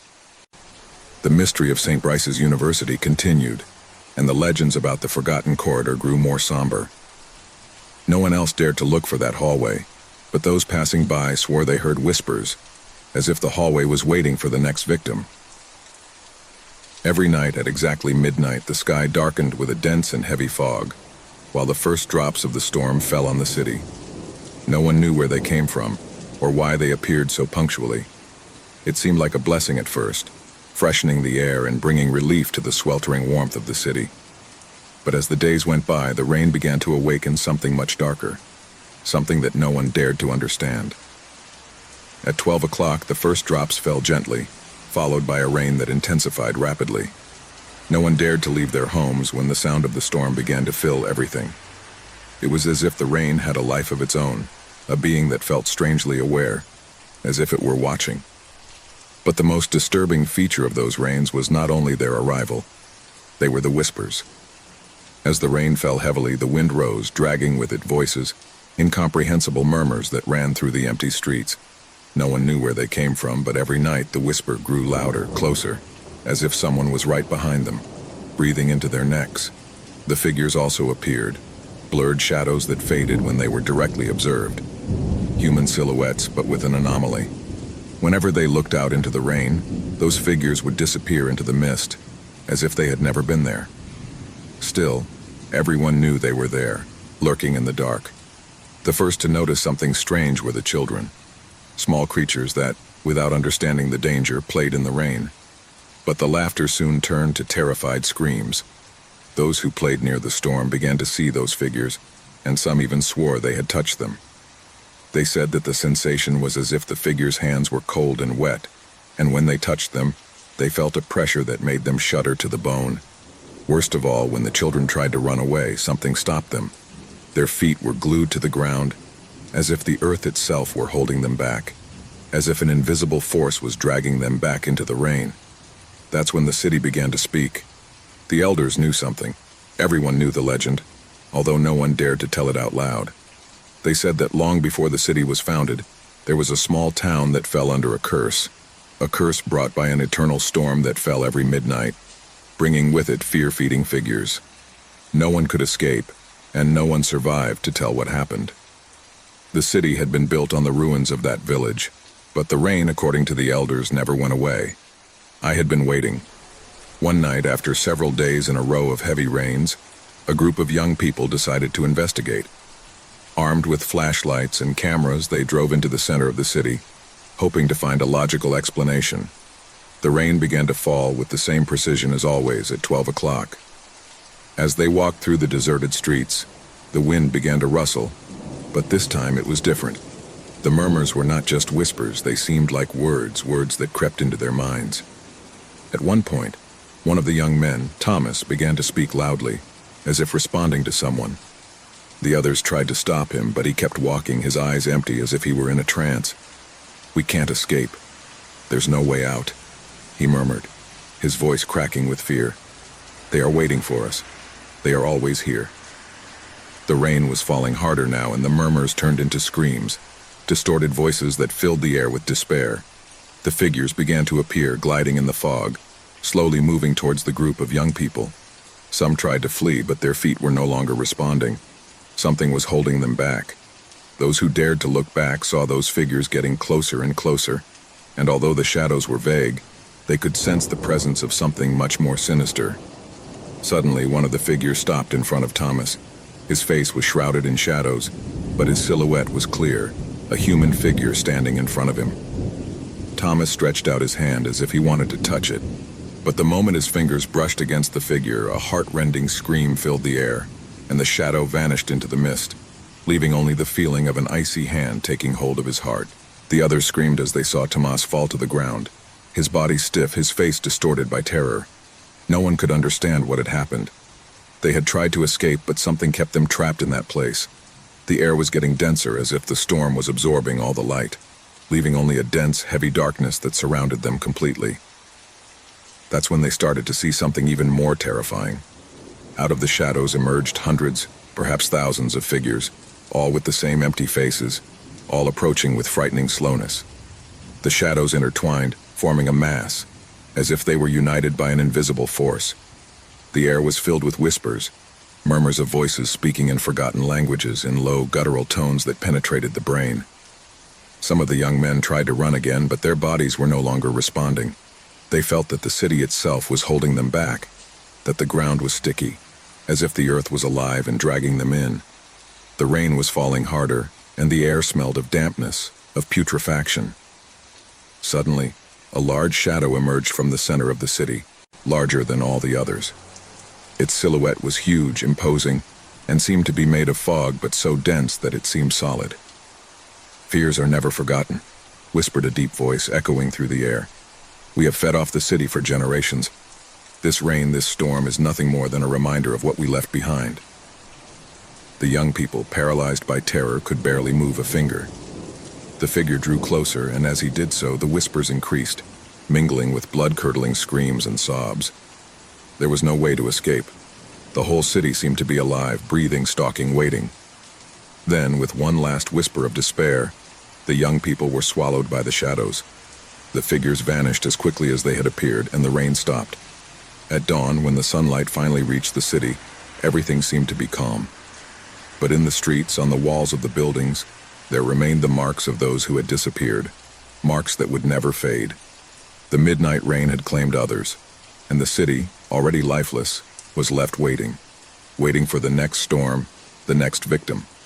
And each night, at exactly midnight, the drops began to fall once more, followed by the whispers and figures that were always there, waiting.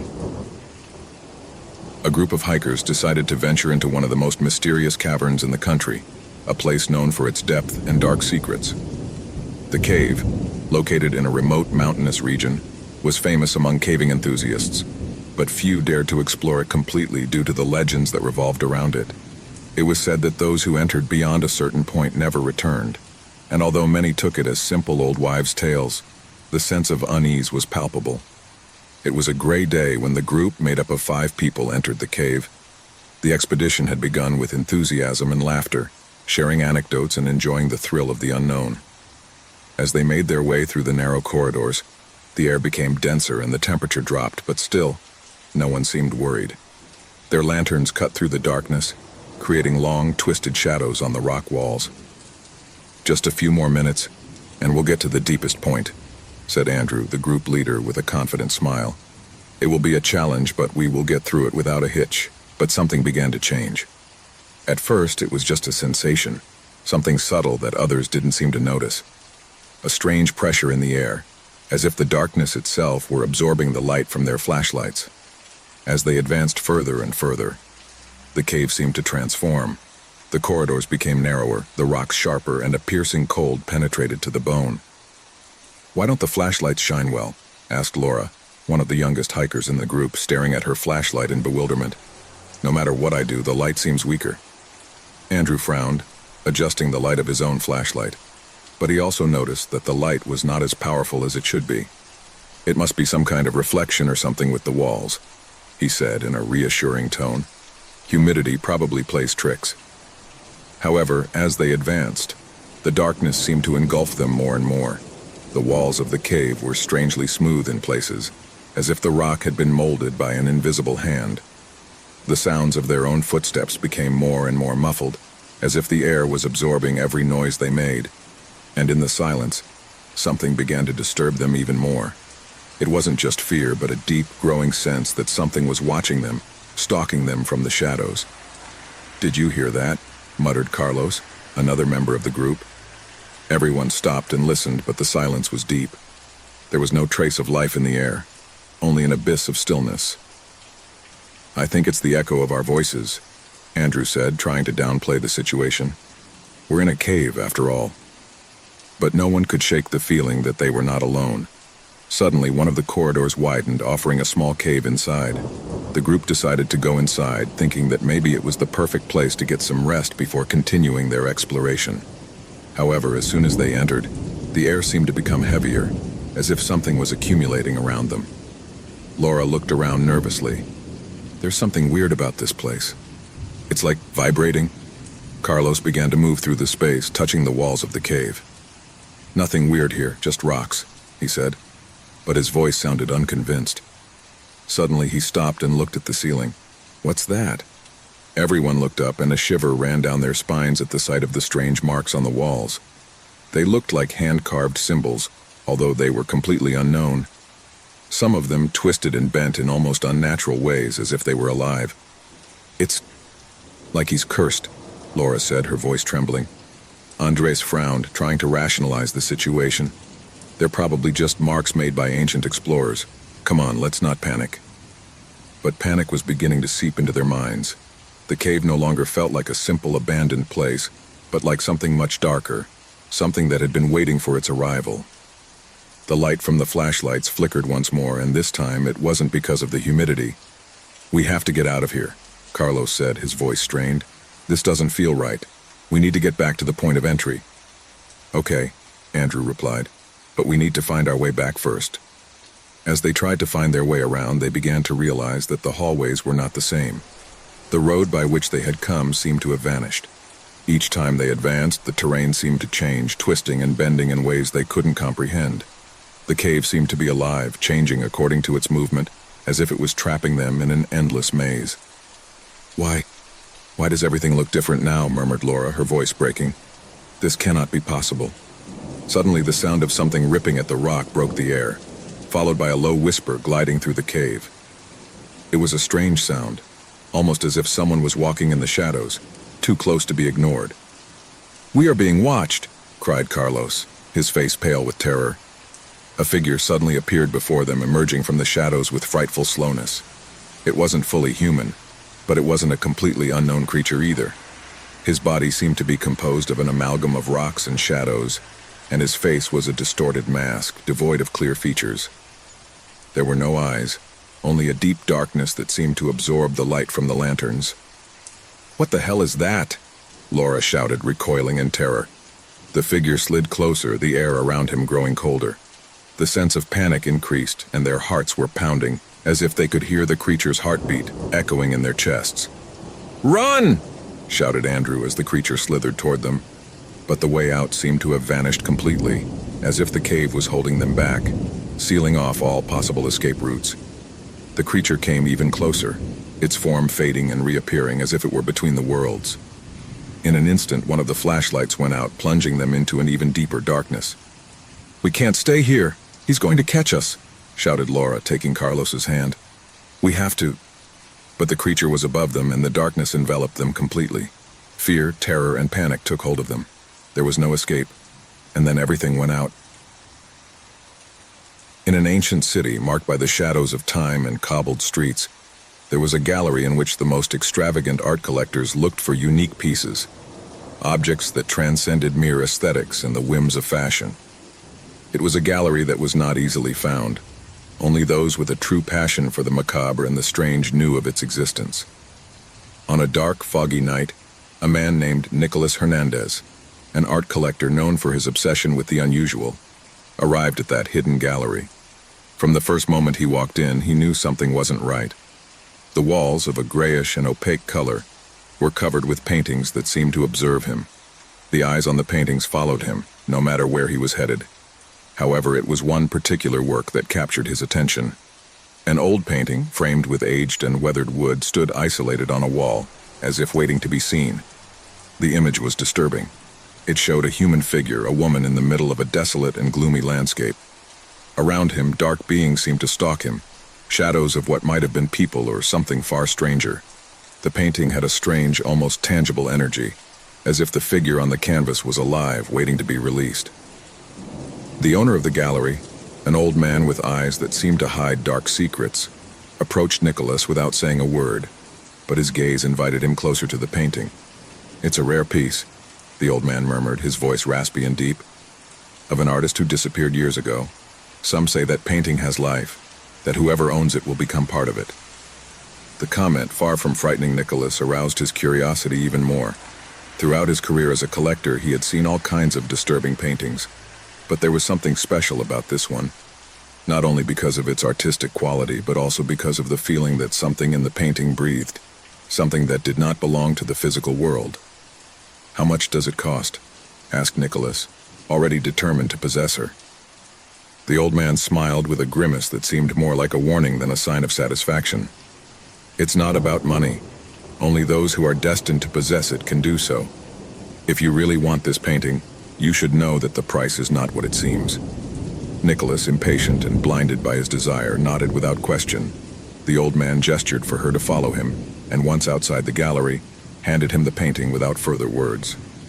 Back home, Nicholas placed the painting in the main room of his mansion. The image of the woman in the dark landscape seemed to change according to the light, as if the characters in the background were moving slowly, like shadows sliding across the painting.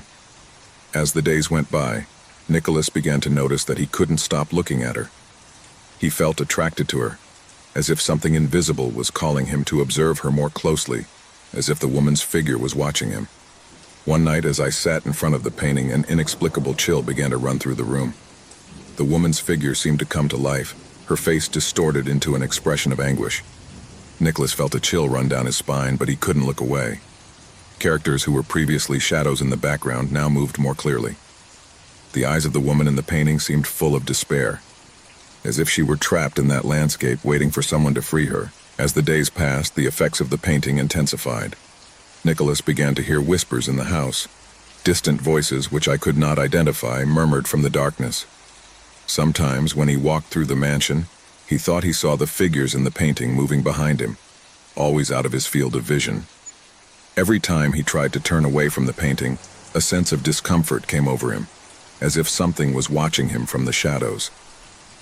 One afternoon, Nicholas woke up in his chair in front of the painting as if he hadn't slept in days. The eyes of the woman in the painting no longer showed despair, but a cold indifference. But the scariest thing was what he saw in the background.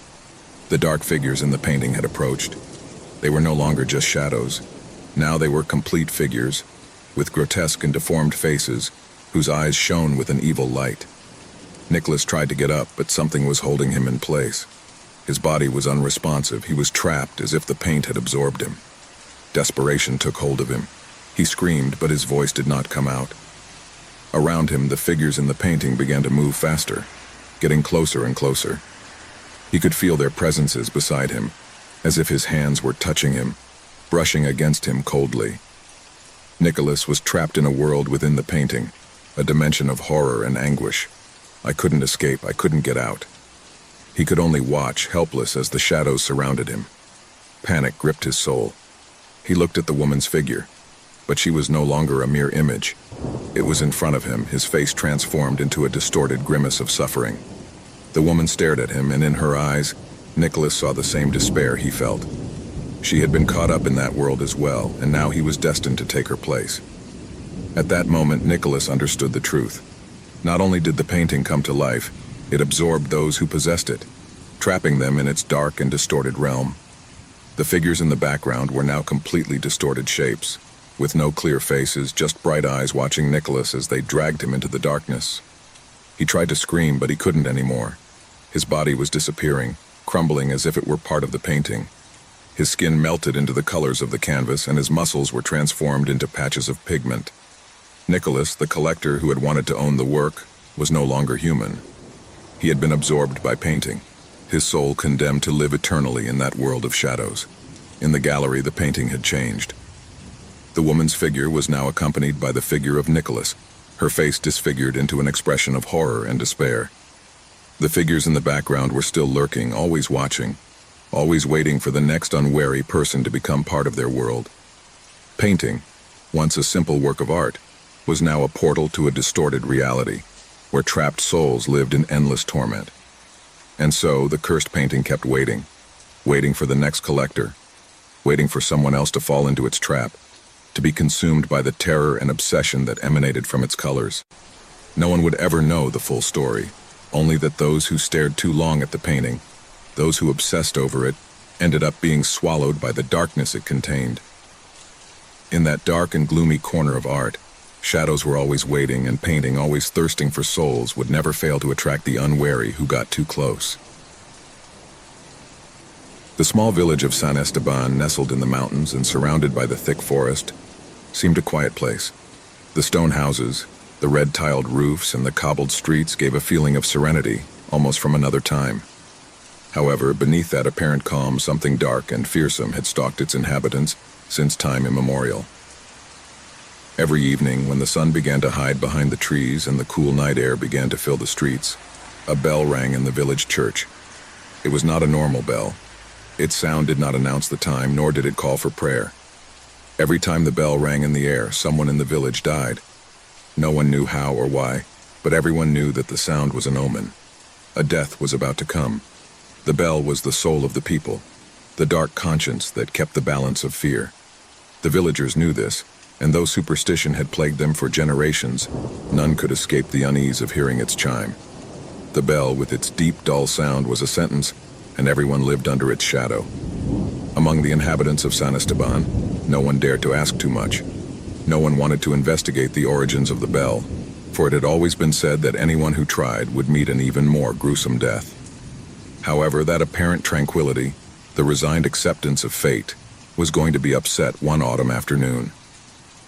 That afternoon, the town was full of rumors. The bell had rung louder than usual. No one remembered hearing such a brutal ringing or so often. For some, the sound was so heartbreaking that houses shook. One woman, Araceli, felt the air thicken, as if the atmosphere itself was saturated with something more than fear. His hands twitched as he heard the deep vibration of the metal. His mother, who had always been very superstitious, had told him stories about the bell. He had always said that sound was a reflection of what would happen, and that the louder it was heard, the more imminent death was. That same night, when the shadows were already lengthening in the streets and the trees were rustling in the wind, Araceli walked home, quickening her pace. At first he thought it was his mind playing tricks, but as he approached the edge of the village, he saw a stooped figure, standing, looking toward the church. He was a man of the people, Javier, known for his solitary character. His face was distorted, his eyes fixed on the horizon, unable to look away. "Javier," Araceli called him. "Are you okay?" The man did not react. He didn't seem to hear her. Then a shudder ran through Araceli's body when she heard again the bell ringing. It was a long, deep sound that seemed to resonate in his bones. It was the harbinger of death. Javier's figure began to move slowly as if he were shedding an invisible weight, and with each step he took, his eyes seemed to lose their focus. Darkness enveloped him. Araceli, horrified, approached cautiously. It was then that he saw Javier's hand tremble in the air, as if he were looking for something that did not exist. Javier's scream was the last thing Araceli heard before the bell rang again. Once again the bell rose, and with its echo, death took its form. Javier fell to the ground like a broken wrist as his body began to be claimed by the darkness. Someone had died, and the people, as always, did not know how or why. From that night on, things began to change. People began to see shadows they couldn't explain, murmurs that crossed the streets in silence. No one could be sure they were safe. The inhabitants of San Esteban knew that when the bell rang, death was near, but they never expected that this closeness would become more palpable than ever. Every time the bell rang, someone disappeared. Children no longer played in the streets in the evening. Adults were rushing to close their doors and windows. No one wanted to be next. No one could predict who would be the next to fall. The bell resounded so loudly that it felt as if its echo pierced the bones. There was no peace. There was no hope. People started talking. Some said that the bell had been cursed since its creation. Others believed that someone from deep within the church had invoked a dark force to punish the people. The most superstitious said that the bell would only be silent when all the inhabitants of San Esteban were dead, one by one. And as if it were a sign, a new wave of panic quickly spread through the village. Some tried to flee, but those who did never returned. The roads around St. Stephen's seemed to close behind them, as if an invisible veil separated them from the outside world. People who ventured too far did not return, and those who did were empty-eyed, as if they had seen something that could not be explained. Finally, a group of brave people decided to face the unknown. They went inside the church to investigate the origin of the bell. Araceli, distraught but determined, joined the group, wanting to understand what was happening. They couldn't sit idly by while death took away more and more people. What they found inside the church was more terrifying than anyone could have imagined. The bell, suspended in the air, seemed to radiate a dark energy, as if it were alive. No one dared to approach. The bell, its metal blackened by the passage of time, vibrated gently. The walls of the church creaked as if something was about to break. The clocks of the church, without any explanation, marked the exact same time, the hour of death. At that moment, Araceli felt a presence behind her. He turned quickly, but all he could see was an imposing shadow, a masked figure emerging from the darkness. The bell, now fully resonant, emitted a thunderous sound that made the ground beneath his feet tremble. One by one, the brave ones fell, as if the air itself had become poisonous. Araceli was the last to be left standing. As the echo of the bell echoed in his chest, he realized that death was not something that could be avoided, that the bell was not a mere instrument of warning, but the very face of death. The figure that had stalked her, the shadow that had watched her for so long, slowly approached. "It's too late for everyone, child," whispered the shadow. Before Araceli could react, the bell rang for the last time. A shudder ran through her body, and an unsettling peace enveloped her. The last bell rang in the air, and with it, the fate of San Esteban was sealed. Death had claimed everyone. The campaign stopped, and everything was silent. The village had been consumed, and there was no trace of its inhabitants. The church was in ruins, the bell no longer sounded. But in the fog that surrounded the town, its echo seemed to continue to resound. The town of San Esteban disappeared, but its history was never forgotten. The echo of the bell was still alive, waiting for the next victim, the next soul that crossed its path. Thus ended the last bell.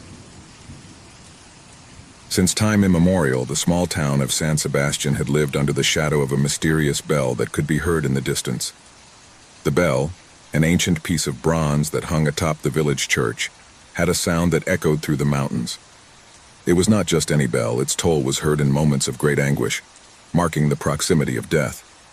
As the years passed, the villagers began to get used to it, but they also learned to fear it. When the bell rang, someone was going to die, and everyone knew it. The sound was deep, heavy, as if the wind itself shrank in his presence. Some said that it was the voice of a soul trapped between two worlds, while others claimed that the bell was cursed, condemned to ring every time the life of an inhabitant was extinguished. The elders of the village remembered that it had been installed generations ago by a priest who disappeared without a trace. No one had ever managed to decipher the true origin of the bell. Everyone was afraid to approach her. The people had survived generations of suffering, always with the same curse lurking. The deaths came with the sound of the bell, which never failed, never stopped. In the darkness of the night, its sound penetrated the houses of the inhabitants, announcing the fate of some of them. Some tried to ignore it, but everyone knew that if the bell rang, death was near. On a stormy night, the sound of the bell was louder than ever. He struck with an intensity that seemed to reverberate in the bowels of the people. Each blow was a terrifying echo, echoing off the walls of the houses, shaking the hearts of the bravest. No one in the village had ever heard such a loud and ominous ringing. Anguish took hold of all who heard that sound, which reached the depths of their souls. But that night, there was someone who did not give in to fear. Alejandro, a brave young man determined to discover the truth behind the bell, decided to investigate. He had heard many stories and legends about his origin, but the need for answers had led him to challenge superstitions. As the storm raged, Alejandro left his house with a flashlight in hand. I knew something wasn't right, but I was willing to face the unknown. The streets of the town were deserted, the windows closed and the doors barred. The houses, normally full of life, had become mausoleums, all the inhabitants fearful of the bell. Alejandro walked through the deserted alleys, the wind whipping his face, but he did not hesitate. The church, which stood like a dark giant on the top of the hill, was waiting for him. I knew that there I would find the answer. The bell could not be the only mystery in that place. Something else was hidden. Something else was waiting to be revealed. As he ascended the steep path that led to the church, the fog thickened, enveloping everything around him. The light of the lantern trembled with every step he took, as if darkness were trying to swallow everything in its path. The sound of the bell kept ringing louder and louder, closer and closer. It was as if the bell itself was calling him, guiding him to his destination. When he reached the doors of the church, Alejandro felt a chill run down his spine. The doors, which had always been closed, were now ajar, as if they were waiting for him. Without thinking, he pushed the door hard, and as he crossed the threshold, the cold air enveloped him. The church, normally a place of peace, was now plunged into dense darkness. There was no light except for Alexander's lantern, which struggled to light the way. The sound of the bell seemed to come from deep within the church. Alexander walked slowly toward the altar, his footsteps echoing on the stone floor. As he advanced, the darkness seemed to take on a life of its own, as if shadows were watching his every move. The walls of the church rose like giants, and the roof seemed to crumble above his head. The figures carved into the stone, the statues of the saints, looked strange, deformed by the darkness. Finally, he reached the altar where the bell hung overhead just above a stone pedestal. It was huge, its size huge, and its presence overwhelming. There were no visible strings or mechanisms, and yet the bell kept ringing, non-stop. Alexander, paralyzed with terror, looked up at the altar and saw something that made him shudder. An old book, covered in dust and dark stains, rested on the pedestal. A pale glow emanated from its pages. With trembling hands, Alejandro brought the lantern closer to the book. When he opened it, a feeling of discomfort invaded him, as if the church itself breathed with him. The words of the book seemed to move, change, twist, as if the text were alive. And at that moment, a whispering voice echoed in his mind. "You have awakened what was asleep." The words floated in the air, and the sound of the bell increased in intensity, resounding in every corner of the church. The temperature dropped rapidly, and Alejandro felt a pressure in his chest, as if something invisible was crushing him. The book lit up with a sinister glow, and the shadows on the walls began to move, to lengthen, as if they were coming to life. In an instant, the altar was transformed. What was once a sacred space became a prison. A gigantic shadow emerged from the darkness, a spectral figure, his face diffuse but full of evil. His eyes flashed with a red light, as if he was looking through Alexander's soul. The figure approached slowly, floating in the air, and with each step it took, the bell rang louder as if its tolling marked the end of time. Alejandro tried to back up, but his legs did not respond.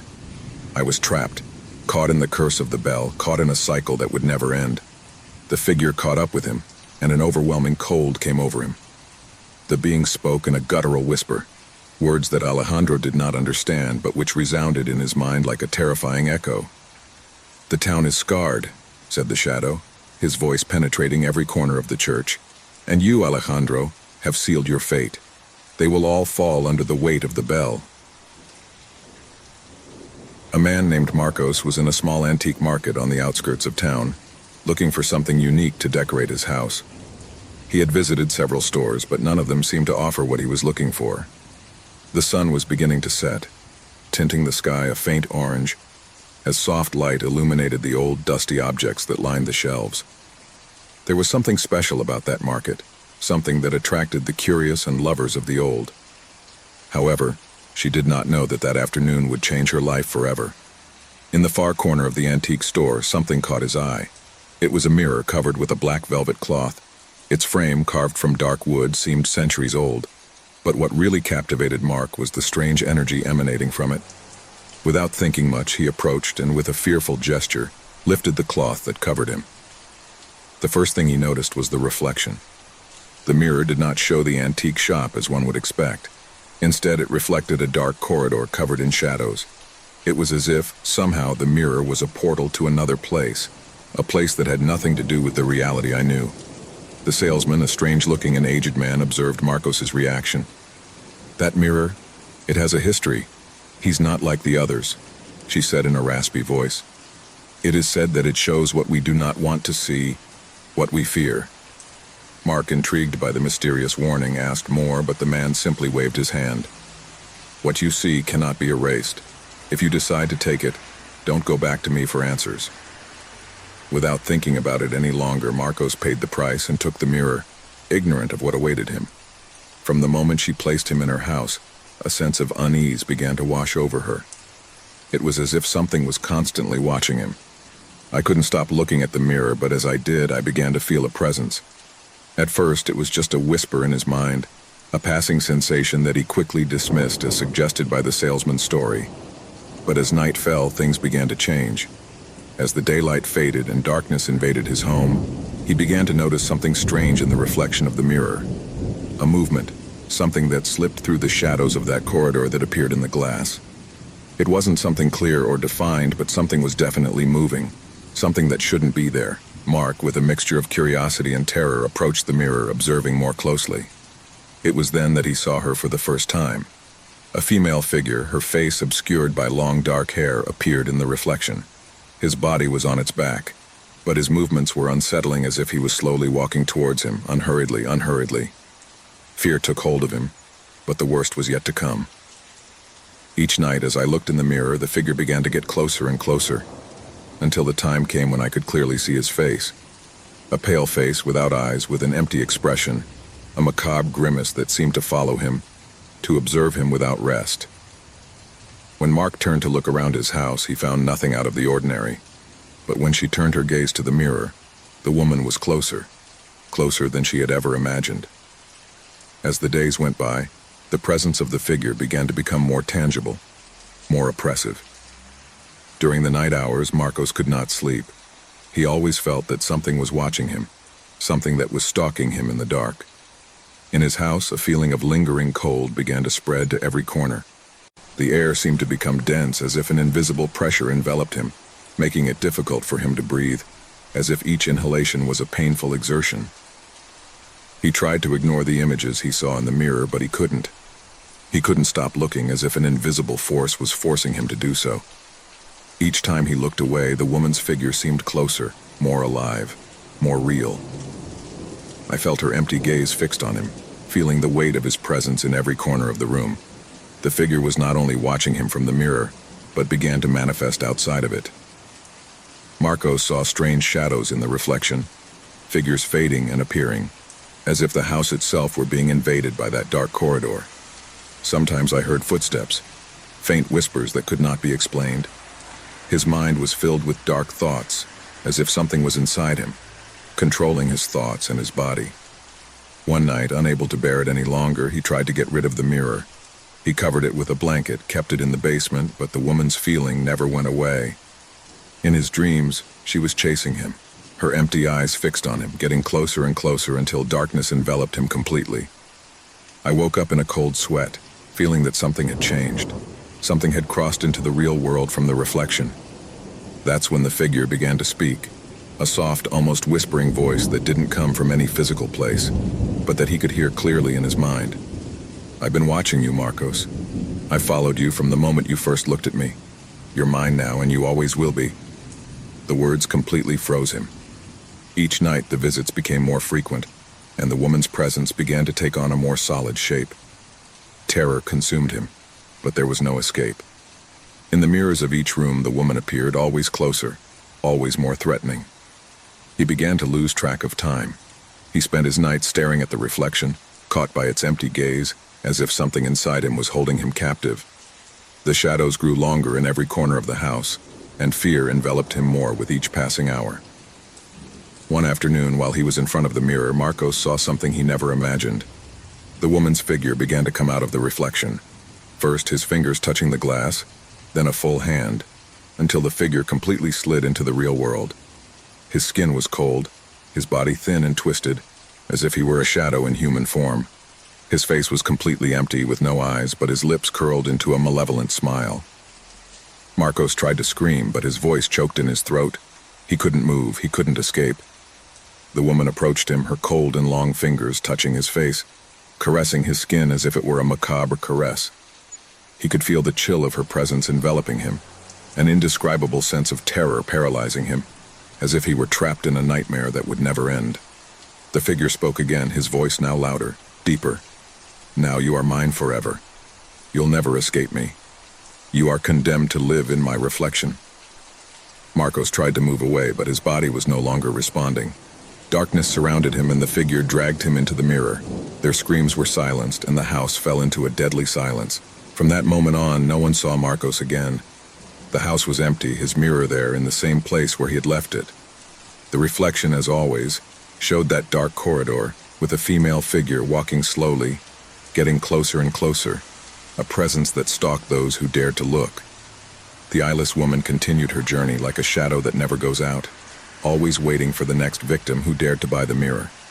The antiques market still exists, but no one remembers the man who disappeared in the reflection, nor the warning he left behind.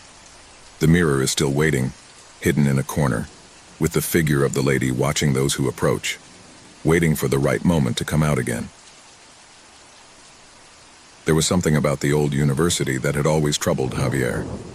It was a place steeped in history, where the corridors stretched as if they had no end, and the walls whispered forgotten secrets.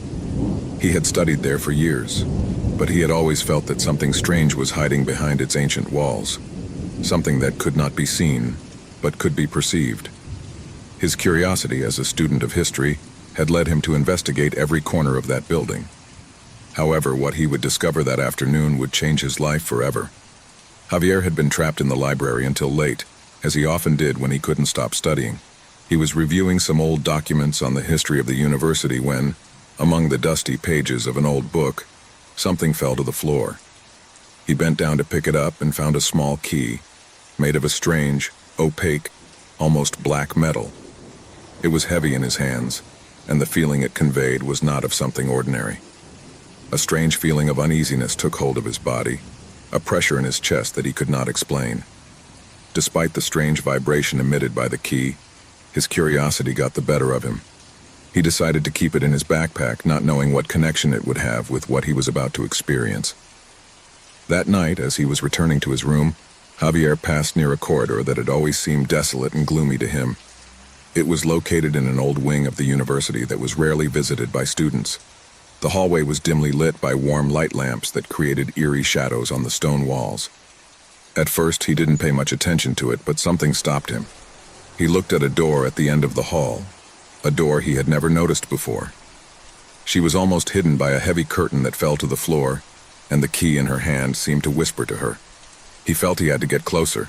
The air was thick and cold as Javier approached the door. He didn't know why, but he felt like his heart was beating faster. With a trembling hand, he took the key out of his backpack and inserted it into the lock. The door opened with a dull creak as if it had been closed for centuries. The room beyond was plunged into darkness, but a strange energy emanated from it. Javier took a step inside, and instantly the atmosphere seemed to become heavier, as if the atmosphere was impregnated with something old and forgotten. A strange echo echoed in his ears, as if someone or something was watching him from the darkness. The feeling of being watched grew, and Javier felt that something was not right. His breathing quickened. Then, in the midst of the gloom, something moved. Soft steps, almost imperceptible, but close enough to make his skin stand on end. Javier turned, looking for the source of that noise, but he saw nothing. The door closed behind him with a thud that made him jump with a start. Instantly, a shudder ran through his body. What he saw next was a vision he could never erase from his mind. An endless corridor stretched out before him, so dark that it seemed to devour the light. However, there was something else, something I couldn't comprehend. The shadows moved, stretched, and shrank around them as if they had a life of their own. The air became even denser and the silence became unbearable. Then, from the depths of darkness, a voice whispered his name. It wasn't a human voice, nor was it a familiar whisper. It was an unnatural, guttural murmur that seemed to come from the walls themselves. Javier. The voice not only called him by name, but spoke to his soul, filling it with indescribable terror. The shadows began to move more quickly as if attracted by his presence. Javier felt that something was stalking him, that he was not alone, and at that moment a shiver ran down his spine. A sound, similar to a heavy sigh, slid through the walls, getting closer with every breath I took. At first, Javier thought it was his imagination, a simple illusion created by the darkness of the corridor. But then, a dark shadow, denser than the void itself, materialized before him. It was the form of a human being, but its eyes shone with an unearthly, empty light, as if there was no life inside. The figure did not walk. It floated, gliding on the ground with a spectral grace. Javier tried to back away, but his feet seemed to be glued to the ground, as if the corridor itself was holding him back. The figure began to slowly approach, and Javier could hear the cracking of his own bones as he tried to move. The shadow stared at him, its empty eyes fixed on his. An icy cold enveloped his body, making him shiver violently. The figure whispered something that Javier could not understand, but the sensation it produced was clear. Death was stalking him. Desperate, Javier tried to run, but his legs did not respond. Shadows rose around him, enveloping him. A mocking, sinister, and resounding laugh filled the air, as if the very walls were laughing at their suffering. A dark, oppressive energy crushed him, pushed him forward into the unknown. There was no escape. The darkness devoured him. When he finally managed to take a step, the feeling of being watched grew even more. He realized that he was not alone in that hallway, that other presences surrounded him. Formless beings, wandering shadows that seemed to feed on his fear. He could feel their piercing gazes as if their eyes were piercing him, and for a moment, Javier felt his very soul fade under the weight of those empty eyes.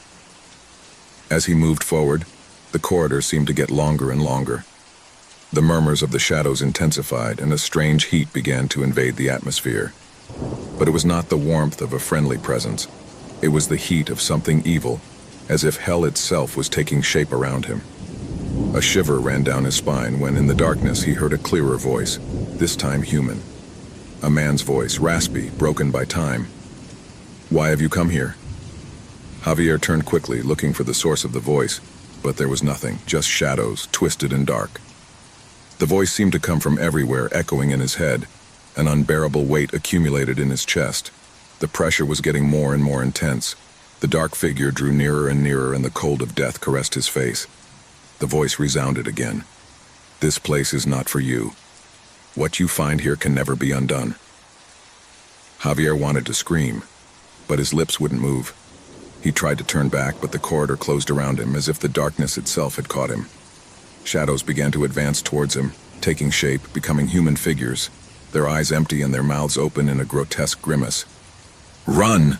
shouted an inner voice, but Javier could no longer move. The last shadow, the largest and darkest, slipped toward him and stretched out a spectral hand toward his face. The feeling of cold intensified, until all Javier could feel was nothingness. And then the corridor fell into absolute silence. The door, the one he had opened, closed again. The key disappeared, leaving behind a forgotten corridor, awaiting the arrival of the next victim. The scene in front of him crumbled into chaos. The earth began to tremble and the air became dense, as if an invisible force imprisoned it. The figure in the clearing dissolved, and the shadows of the trees began to twist, growing towards him. The ground split, and what seemed like an unbreakable peace turned into a nightmare of horror and despair. Marcos tried to run, but each step he took plunged him deeper into darkness. The bloody footprint, like a threat from the unknown, haunted him. Every time he turned, he saw the distortions in the air, the symbols gliding over the ground. The trees seemed to move, as if they were part of a sentient entity, watching him, stalking. The horror reached its peak when it reached the edge of a precipice. The forest seemed to have engulfed him, and all that remained was emptiness. The bloody footprint was there on the edge of the abyss, and Mark, now completely plunged into terror, saw a figure emerge from the shadows, his own reflection distorted, grotesque, standing in front of him. And then, as if all the accumulated terror had only one purpose, the footprint began to drag him away. A violent tug pushed him into the abyss, into the void, as the shadows devoured him completely. The man disappeared into the darkness of the forest, and the man, the bloody one, as if it had never existed, vanished into the earth. The echo of his cry echoed in the distance, but no one heard him. The forest, again in silence, kept the last vestige of its passage, until another visitor arrived, unwary to follow the trail of the bloody track. The rain was pouring down on the small town. An icy wind whipped through the windows of the car while Lara watched through the foggy glass. He had traveled hundreds of miles to get there, following the clues his mother had left him in an old letter. In it, he told her about the cabin in which he had grown up, a place that seemed to be shrouded in mystery and darkness. Lara had never met her grandmother, and her mother never spoke of her, but there was something about the tone of the letter that had intrigued her, a kind of call she couldn't ignore. The car stopped in front of the cottage's entrance, an old building surrounded by twisted trees that seemed to whisper to each other. Lara took a deep breath before getting out of the vehicle, feeling the humidity of the night take over her skin. As he approached the door of the cabin, the air became heavier, as if the place was waiting for something. He entered the cabin, and the first shiver ran down his spine. The air was stale, permeated with a smell of old wood and dampness. The dim light of an oil lamp illuminated the walls, covered in dust and cobwebs. The wooden beams creaked softly, as if the place breathed on its own. Lara watched every corner cautiously, her mind filled with unanswered questions. At first, everything seemed calm. He decided to explore, looking for some clues about his family's history. He had heard rumors that the hut had been built on ancestral land, but the details were vague and fuzzy.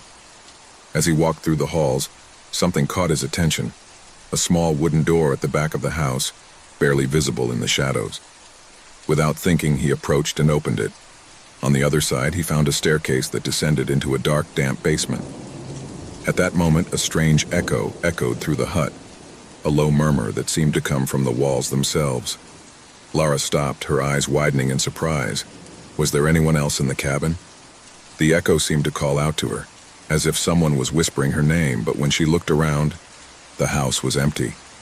A shiver ran through her body, but she decided to go downstairs, driven by a curiosity she couldn't resist.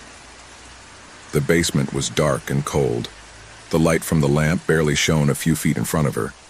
Lara moved slowly, the echo of her own footsteps echoing in the empty space. In the background, something glowed faintly, something that appeared to be an old, dust-covered object. He approached cautiously, and when he picked it up, he found a wooden box, old and worn, with intricate engravings on its surface. Unable to help it, Lara opened the box, and inside she found letters, photographs, and other personal belongings. As he flipped through the papers, an icy wind suddenly picked up, extinguishing the oil lamp. Darkness enveloped everything, and Lara stood still, feeling an invisible pressure begin to envelop her. It was then that she heard the first whisper clearly. "Lara?" The voice was distant but terrifying, a low wail that seemed to come from the walls themselves, as if something was trying to communicate with her.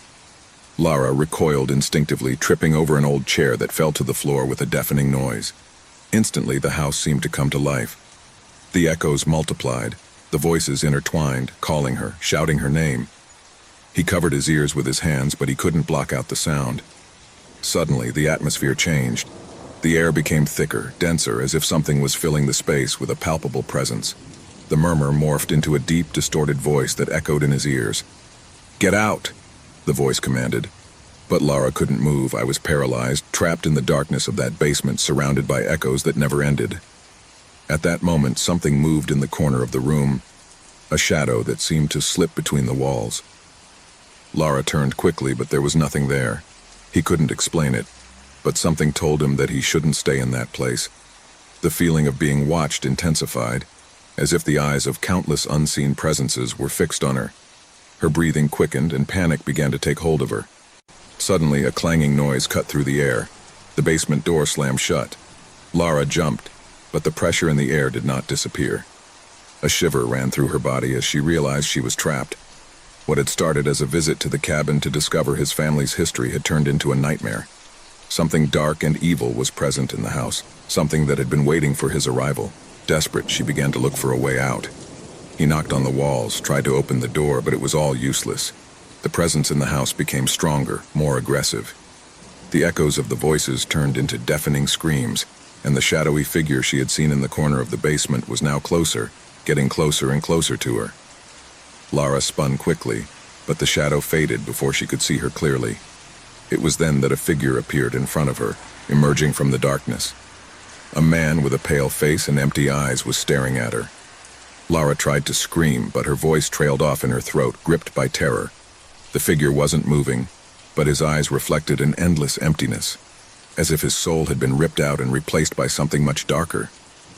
The figure began to speak in a language Lara couldn't understand, but the sense of horror grew with each word she uttered. It was as if the figure was communicating with her through more than just words, as if it was touching her mind, penetrating her deepest thoughts. "Get out," the figure whispered, but Lara couldn't move a single muscle. The presence around her became denser, as if the hut itself were alive, breathing with her. Panic overflowed in her mind, but Lara couldn't do anything.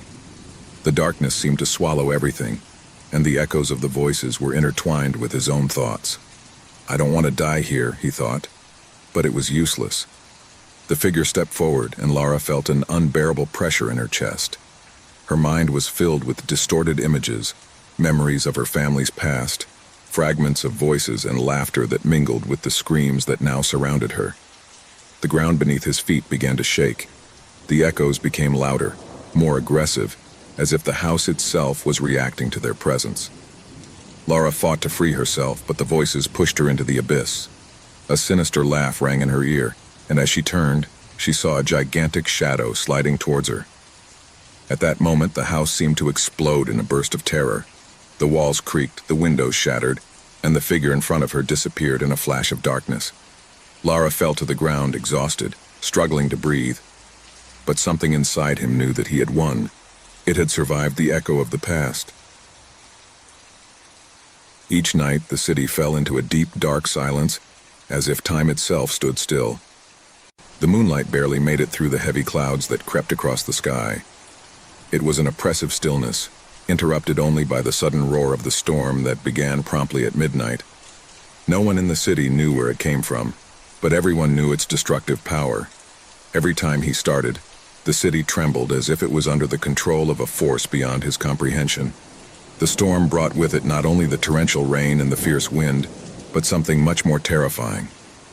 When thunder echoed in the sky, so did whispers. Whispers that seemed to come from the shadows, floating through the trees, sneaking through the windows, whispering things that only you knew. Secrets, fears, forgotten desires. Everything you had tried to hide over the years was revealed in those dark moments, as if the storm was drawn from your worst nightmares. The first to notice the storm were the most vulnerable, children. They woke up in the middle of the night, sweaty and scared, with the echo of strange voices floating in their heads. Many said that the storm spoke to them, that they saw dark figures moving through the rain. The shadows that emerged from the drops seemed more human than spectral. Some even swore that the figures stared at them from the other side of the windows, their eyes as empty as the abyss itself. As the storm raged, its effects spread beyond the minds of children. No one was safe. Adults were beginning to lose their sanity. The city, which once seemed to be at peace, was transformed into a place full of murmurs and disturbing whispers. The empty streets were not enough to avoid the feeling of being followed, of being observed. No one could sleep, but no one dared to talk about what was happening. The terror was so deep that even the words felt dangerous, as if talking about the storm brought with it an even worse curse. Of all the people affected, the one who was most affected by the storm was Clara, a young woman who had lived in the city all her life. Clara was strong, skeptical, and had always thought that fear was just a construct of the human mind. But one night, as the clock struck 12 and the storm began to break out, Clara felt for the first time a chill run down her spine. She was alone in her house. The sound of rain beating against the windows was all she could hear, but then the whisper came. First, a faint, barely audible murmur, as if someone were in the same room as her. Clara looked around, but the house was empty. There was nothing and no one. However, the whisper persisted. It slipped into his ears, whispering something he couldn't understand. Each time I tried to block out the sound, it got louder. "Clara," murmured the voice, this time clearer. His own name, whispered by someone he couldn't see. Panic began to grow inside her. Her breathing became erratic and her heart was pounding. He looked out the window, looking for any signs that might make sense of what he felt. But there was nothing, only darkness and rain. Still, I knew something else was going on. Something dark. Something that had been haunting the city for years, and now it had reached it. The storm brought not only rain and wind, but something far worse. An ancient force that had been patiently waiting for the right moment to manifest. Over the next few weeks, the storm continued to batter the city each night, bringing with it more mysterious figures. Some of them seemed to be people Clara knew, but their behavior was strange and erratic. Sometimes the figures appeared in the streets, other times in her dreams, always empty-eyed and smiles twisted, staring at her, waiting for her to recognize them. The shadows lengthened and the voices multiplied. Clara no longer knew if she was awake or dreaming, if the storm was really there or if her mind was falling apart. Panic soon took over the city. People began fleeing their homes, seeking shelter in places far from the storm. But wherever they went, the storm followed them. No one was safe. The streets were filled with shadows, with figures that seemed to belong to another world. But the worst thing was that those figures were not strangers. The voices whispering in the darkness were of acquaintances, of loved ones, of those who had once stood by them and who were now nothing more than echoes of a past life. Desperation took hold of the city's inhabitants, but there was no escape.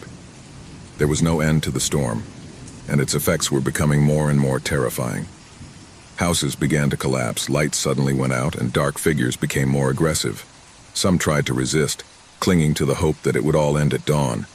But that hope was quickly extinguished. Clara, now on the verge of madness, decided to face the storm once and for all. She knew that something in her was calling her, that the storm was not a simple weather manifestation. It was something much deeper, something that had been waiting for someone to confront it.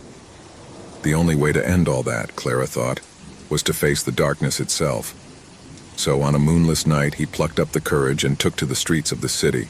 The rain was pounding furiously and the wind seemed to rip everything in its path. But Clara did not hesitate. She advanced through the deserted streets, guided only by the echo of her own fear. That's when she saw it. In the center of the city, where the shadows seemed denser, a figure emerged from the darkness. A tall figure wrapped in a black cloak that floated around him as if the air itself feared him.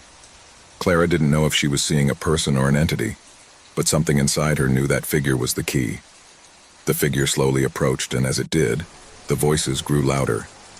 "Clara, come," whispered the shadows, getting closer and closer. "Come and know your destiny." The figure stopped in front of Clara, and at that moment his face appeared. It wasn't human, but it wasn't something Clara could understand either. It was a face formed by darkness itself, a mask that was constantly changing, absorbing everything it touched. "We've been waiting for you," the figure said in a tone that echoed in his mind. "The storm is just the beginning. Your soul is scarred, Clara. And now, at last, you will be a part of this eternal place. Come to us."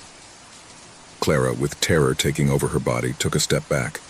Shadows surrounded her, and mysterious figures began to emerge from all sides. Murmurs filled the air, and the figure in front of her stretched out a hand towards her. I knew I couldn't escape. Panic paralyzed her, and in that instant she realized that the storm was not a natural force, but something far more sinister. She had been summoned by something dark, and no matter how strong her will was, it was too late.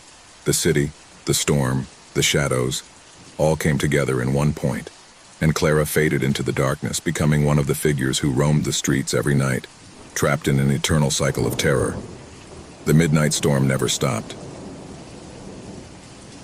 In the depths of an ancient monastery, surrounded by impenetrable jungle, stood a forgotten reliquary, jealously guarded for centuries by a community of monks. No one knew of its existence except for a select few who, for generations, were in charge of protecting the object that was said to possess supernatural powers. Legend claimed that the reliquary was a container of curse, which had been sealed with spells so dark that anyone who dared to open it would fall into eternal damnation. Over the centuries, many had tried to find it, but none returned, and the monastery fell into oblivion. Today, a renowned archaeologist named Gabriel Vazquez, obsessed with unraveling the secrets of antiquity, arrived at the monastery. He had heard rumors about the reliquary, and the idea that its existence might be linked to humanity's ancient rituals and dark powers drew him in with irresistible force. Despite the warnings of his colleagues who told him about the disappearances of those who had searched for the reliquary, Gabriel decided to undertake the search. His greed to uncover the truth blinded him to danger, and he resolutely ventured deep into the jungle. As he went, the warning signs became clearer. Ruins that had never been documented appeared before his eyes, covered in strange symbols that seemed to move in the gloom, whispering unintelligible words. Gabriel felt a growing sense of anxiety, but his curiosity kept him steadfast. He had come too far to give up now. When he finally arrived at the monastery, he found the building in ruins, covered in weeds, but its structure still stood, almost defiant in the face of the passage of time. Inside, the shadows seemed to take on a life of their own, and a heavy air of desolation permeated every corner. The monks who had cared for him for centuries were gone, but something remained, something sinister. Gabriel could feel it, a tug in his chest, as if a presence was watching him, waiting. He went into the heart of the monastery, an ancient room that seemed untouched by man in centuries. In the center of the room, on an altar covered with dust, rested the reliquary. It was a small object, but it emanated a dense, dark energy, as if it were alive. Gabriel, feeling a mixture of fear and fascination, could not resist the temptation to approach. As he took the locket in his hands, a wave of cold ran through his body. The whispers in the air intensified, and the room seemed to become even darker. However, Gabriel couldn't stop looking at him. At that moment, a spark of doubt crossed his mind, but greed overpowered him. He opened the locket. From that moment on, the world around him changed. Shadows that were once static began to move, taking on distorted and grotesque shapes. A dark figure emerged from the gloom, its red eyes glowing with an evil intensity. It was the spirit of an ancient monk, whose soul had been trapped in the reliquary for centuries, doomed to wander among the plains of the world of the living and the dead. The spirit began to whisper words in a forgotten language, and Gabriel felt his soul tremble, as if the words themselves pierced his mind. The figure approached slowly, floating in the air, and its red eyes locked onto Gabriel's. A sense of indescribable horror came over him. He could feel the cold presence of death beside him, a death that watched him, waiting. The ground began to shake, and Gabriel backed away, terrified. The walls closed around him, as if the monastery were alive, trying to devour him. With each step back, the whispers became more intense, more urgent. Gabriel tried to flee, but the doors of the monastery closed with a deafening roar, and a dark shadow surrounded him completely. His breathing became erratic, and his mind began to wander. He was no longer alone. He felt presences around him, dark figures watching him in silence, waiting for his fall. The monk's spirit was advancing toward him, an invisible force pressing on his chest, making it difficult for him to breathe. The darkness surrounded him, consumed him, and Gabriel could no longer distinguish between reality and the nightmare that was unleashed around him. As the darkness advanced, Gabriel could hear a wail, as if the very walls of the monastery were weeping in agony. The monks who had guarded the reliquary, those who had sacrificed themselves to seal it, were now rising from their graves. Their rotting bodies walked through the shadows, crawling toward him, as if trapped in a prison of eternal death, seeking revenge for the breaking of the seal that had kept the dark forces at bay for centuries. Gabriel tried to scream, but his voice choked in his throat as if something was strangling him. He couldn't move, he couldn't breathe. The terror had completely paralyzed him, and all he could do was look around while the shadows closed in on him. The monk's spirit drew closer, and Gabriel could feel the coldness of his breath on his neck. The last whisper he heard was that of a warning. Death is never forgotten. Death never forgives. Suddenly, a flash of blinding light enveloped him, and the monastery began to crumble around him. The shadows, the figures, everything disintegrated, and the room was plunged into absolute silence. Gabriel was in the center of a dark void, floating in the abyss, without a body, without a soul. The reliquary had served its purpose. He had claimed what belonged to him. And so, the legend of the reliquary of death was fulfilled. No one else would attempt to challenge the limits of the cursed object. The locket, now empty, was sealed again, waiting for its next challenger, its next soul to consume. It was a gray day when Daniel and Laura decided to escape the hustle and bustle of the city. After months of constant stress, they decided that all they needed was the fresh air of the forest and the tranquility of a cabin away from everything. A couple of days, just the two of them, surrounded by nature, where they could relax without worries. The cabin they rented was in a small, secluded corner, where there were no houses nearby and hardly any phone signals. The road meandered between tall trees that towered like giants, mostly covering the sunlight. When they arrived, they realized how far away everything really was. There was not a store, not a sign of human life for miles around. The cabin was small, rustic but cozy. Outside, time seemed to have stopped, as if it were a refuge forgotten by all. "This is perfect," Laura said, dropping her suitcase on the dusty porch floor. "We need this. Time to disconnect." Daniel smiled, though he couldn't deny that something in the air was strange to him. There was something unsettling about the stillness of the place. But he ignored it, thinking it was just his mind burdened by the pressures of the city. What he didn't know was that the calm they longed for would be interrupted by something much more terrifying. The cabin had the essentials: a fireplace that crackled softly, a kitchenette, and a couple of cozy rooms.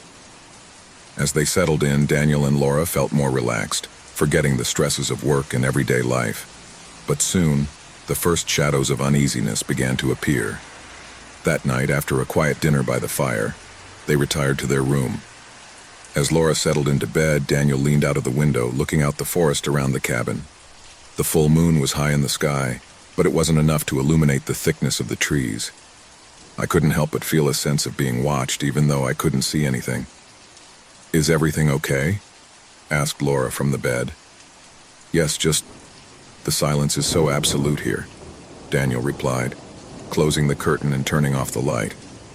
But when he tried to sleep, Daniel's sleep was interrupted by strange noises, a distant creak, as if something or someone is moving through the trees. At first he thought it might be an animal, but then the sound repeated, closer, as if someone was approaching the cabin. Daniel tried to ignore it, blaming it on the stress and loneliness of the place. But the creaks continued until a loud bang made him get out of bed. "Did you hear that?" Daniel whispered, looking at Laura, who was already awake. She nodded, looking out the window. "Yes, as if someone is nearby. Should we go and look?" "Number. Let's better stay here and check tomorrow. It's very dark outside." Laura wasn't so sure. Something in the air kept her alert, but she trusted Daniel and the cabin was safe, or so she thought. The next morning, they didn't mention the noises of the night. The light of day brought with it a false sense of security. They decided to take a walk in the woods, exploring the surroundings. As they walked, Daniel felt the strange sensation of being watched again. Every time he turned his head, he saw nothing, but the feeling lingered, as if something was watching them from the shadows of the trees. "I don't know, Laura. This place scares me a little. Perhaps we should have looked for something closer to civilization." "Come on, don't be paranoid. It's just a forest and we're all alone." "There's something soothing about this silence," Laura replied, though she also felt a growing discomfort in her chest. As they moved deeper into the forest, the sound of their footsteps and the breeze moving the leaves of the trees were the only things that broke the silence. But as they advanced, something else began to add tension to the atmosphere. Some branches creaked near them, and when they looked, they saw nothing and no one. "Who else could be here?" muttered Daniel, looking around more nervously. "Don't worry, it's just an animal. Let's keep walking," Laura said, though her words lacked the confidence she had had before. By the time they returned to the cabin, night had already begun to fall and the sense of unease intensified. That night, terror did not take long to arrive. During dinner, Laura and Daniel tried to talk about anything to distract themselves, but something in the air made the words feel empty. It was after dinner, when Daniel sat down in the chair by the fireplace, that they heard a creak again, but this time louder, almost above their heads. The two looked at each other, their eyes full of dread. "What was that?" asked Laura, her voice trembling. "I think something is on the ceiling." Daniel got up quickly, looking up anxiously. It's impossible. The noises continued. As they intensified, they began to hear what seemed like footsteps dragging on the ceiling, heavy as if someone was walking on the wooden beams. The thought that someone could be there watching them caused terror to take hold of them. "We have to get out of here," Laura said, visibly terrified. "But we can't. We are very far from anywhere. We have no other options. Maybe it's just the wind or an animal. We're going to close everything, lock the gates, and wait for it to happen." Paranoia began to creep into their minds, as the sense that they were not alone became more and more palpable. Upon returning to their room, the sound of something hitting the windows made them jump in fear. "The window. Look at the window," Laura whispered, pointing to the window. Something dark and blurry moved on the other side. Fear gripped them as the sound of scratching on the window continued. Laura tried to take a closer look, but she couldn't see anything. However, he felt that something was stalking them from the outside. "We have to go now," exclaimed Daniel, clutching his jacket in despair. "Come on, Laura, come on." But when they both tried to open the door to escape, something stopped them. The door wouldn't budge. It was sealed from the outside. Panic set in when they discovered they couldn't open the door. They tried with all their might, but the lock seemed to have been locked from the outside. Laura, her face pale, began to breathe rapidly, her mind working at 1,000 miles an hour. Daniel stared at her desperately, trying to find a solution, but all he saw was darkness and the creaking of wood around them. "We can't stay here. Something is not right. What the hell is going on?" said Daniel, sweating and looking anxiously into every corner of the room. Suddenly, the lamplight went out, plunging the room into complete darkness. The creaking of the wood coming from the ceiling now felt closer, as if someone was slowly descending, approaching them. Both of them, paralyzed with fear, approached the window, but something in the air told them that looking outside would only make things worse. "We have to get out of here no matter what it takes," Laura said in a trembling voice. Laura began to bang on the window with all her might, but the glass would not give way. Suddenly, a figure appeared in the darkness outside, its dark outline silhouetted against the dim moonlight. Daniel screamed, but the voice choked in his throat as he saw the silhouette moving through the trees, watching them mercilessly. "What is that?" "Who's there?" asked Laura, her voice breaking. There was no response, only the growing sense that something horrible was about to happen. The figure stood there, motionless, its eyes fixed on them. Panic began to engulf them as they tried to find a way out, but the feeling that they were being watched only intensified. "Help me!" shouted Laura, finally giving in to the terror that consumed her. But there was no response. The world seemed to have stopped, and the only sound was the rustling of trees swaying in the wind. Without warning, the figure disappeared into the trees. Daniel breathed heavily, trying to process what he had just seen. The figure that had been lurking around the hut seemed to fade into nothingness, but the feeling of being watched didn't go away. Something was not right. There was something they couldn't see, but around them, like a presence seeping through the shadows, lurking. The clock on the wall made an almost imperceptible sound, but loud enough to break the absolute silence. Laura and Daniel looked at each other in terror, the words getting stuck in their throats. "We can't stay here," Daniel muttered as he tried to think of a way out. "We have to find a way out." With their hearts racing, they began to look for any possible way to escape. But it was at that moment that the door burst open, as if something had unlocked it from the outside. Moonlight immediately poured in, illuminating the room in eerie shadows. The figure was gone, but the sense of danger was stronger than ever. Without thinking twice, Daniel and Laura left the cabin in a hurry, running into the woods without looking back. The ground was wet and branches hit their faces as they ran frantically. They could hear footsteps behind them, the rustling of branches and leaves moving. They didn't know if it was the figure chasing them or something more sinister, but they didn't dare to look. "Run, Laura! Run!" shouted Daniel, feeling his breath ragged. Anxiety consumed them, and every second it seemed like something was catching up with them. But when they turned to see if there was anything behind it, the figure was gone. There was no trace of anything, only the thick fog that began to envelop them. The trees, which had once seemed harmless, now stood like dark giants, and the darkness of the forest seemed to devour them. There was no visible path, no lights, only the thick gloom that surrounded them. Daniel and Laura reached the edge of the forest, where the road seemed distant as if they could never reach it. The feeling of dread consumed them, but at that moment, Laura fell to her knees, exhausted and trembling. "What's going on?" "Why can't we get out of here?" sobbed Laura, looking out over the woods where the shadows moved as if they were alive. Daniel tried to comfort her, but he also felt the growing despair. Something was catching them, something much bigger than them, something they couldn't understand. Suddenly, a heart-rending scream echoed through the air, a voice that was not human. Something appeared on the threshold of the trees, a tall figure shrouded in darkness. His face was an indescribable shadow, but his eyes, two empty abysses, shone with a frightful intensity. The figure was watching them, and something in his eyes made their skin stand on end. "No, it can't be," shouted Daniel, as the figure slowly advanced towards them. Fear paralyzed them. They didn't know what that thing was or where it had come from. They only knew that they could not escape. The air around them thickened, as if time itself had stopped. The figure raised his arm, pointing at them, and a barely audible whisper could be heard in the wind. Laura and Daniel's name was whispered in their ears like a distant echo. Suddenly, the ground beneath their feet began to shake, and an invisible force pushed them to the ground. Fear turned to absolute terror. They were no longer in the same place. They had been transported to another world, a gloomy and dark place, where the trees twisted into grotesque shapes, and the air was thick and oppressive. The empty-eyed figure slowly approached them, its shadow enveloping them, and with one swift motion took them, absorbing them in the darkness. The cabin, the forest, everything disappeared in a breath, and all that remained was the sound of the wind, carrying with it the whispers of those who had been observed, until they could never be reached. Night hung over the house with an eerie stillness, silence only interrupted by the occasional sound of a branch hitting the window. Laura was in her living room, embraced by the gloom that filtered through the curtains.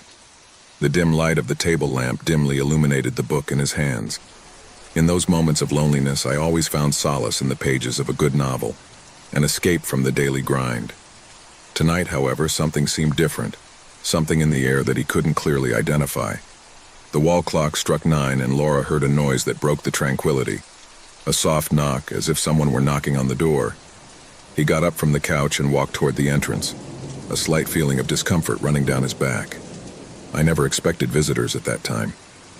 He looked out the window before opening the door, but saw no one. A shiver ran through his body, though he tried to ignore it. After all, it could be children playing or someone in the wrong house.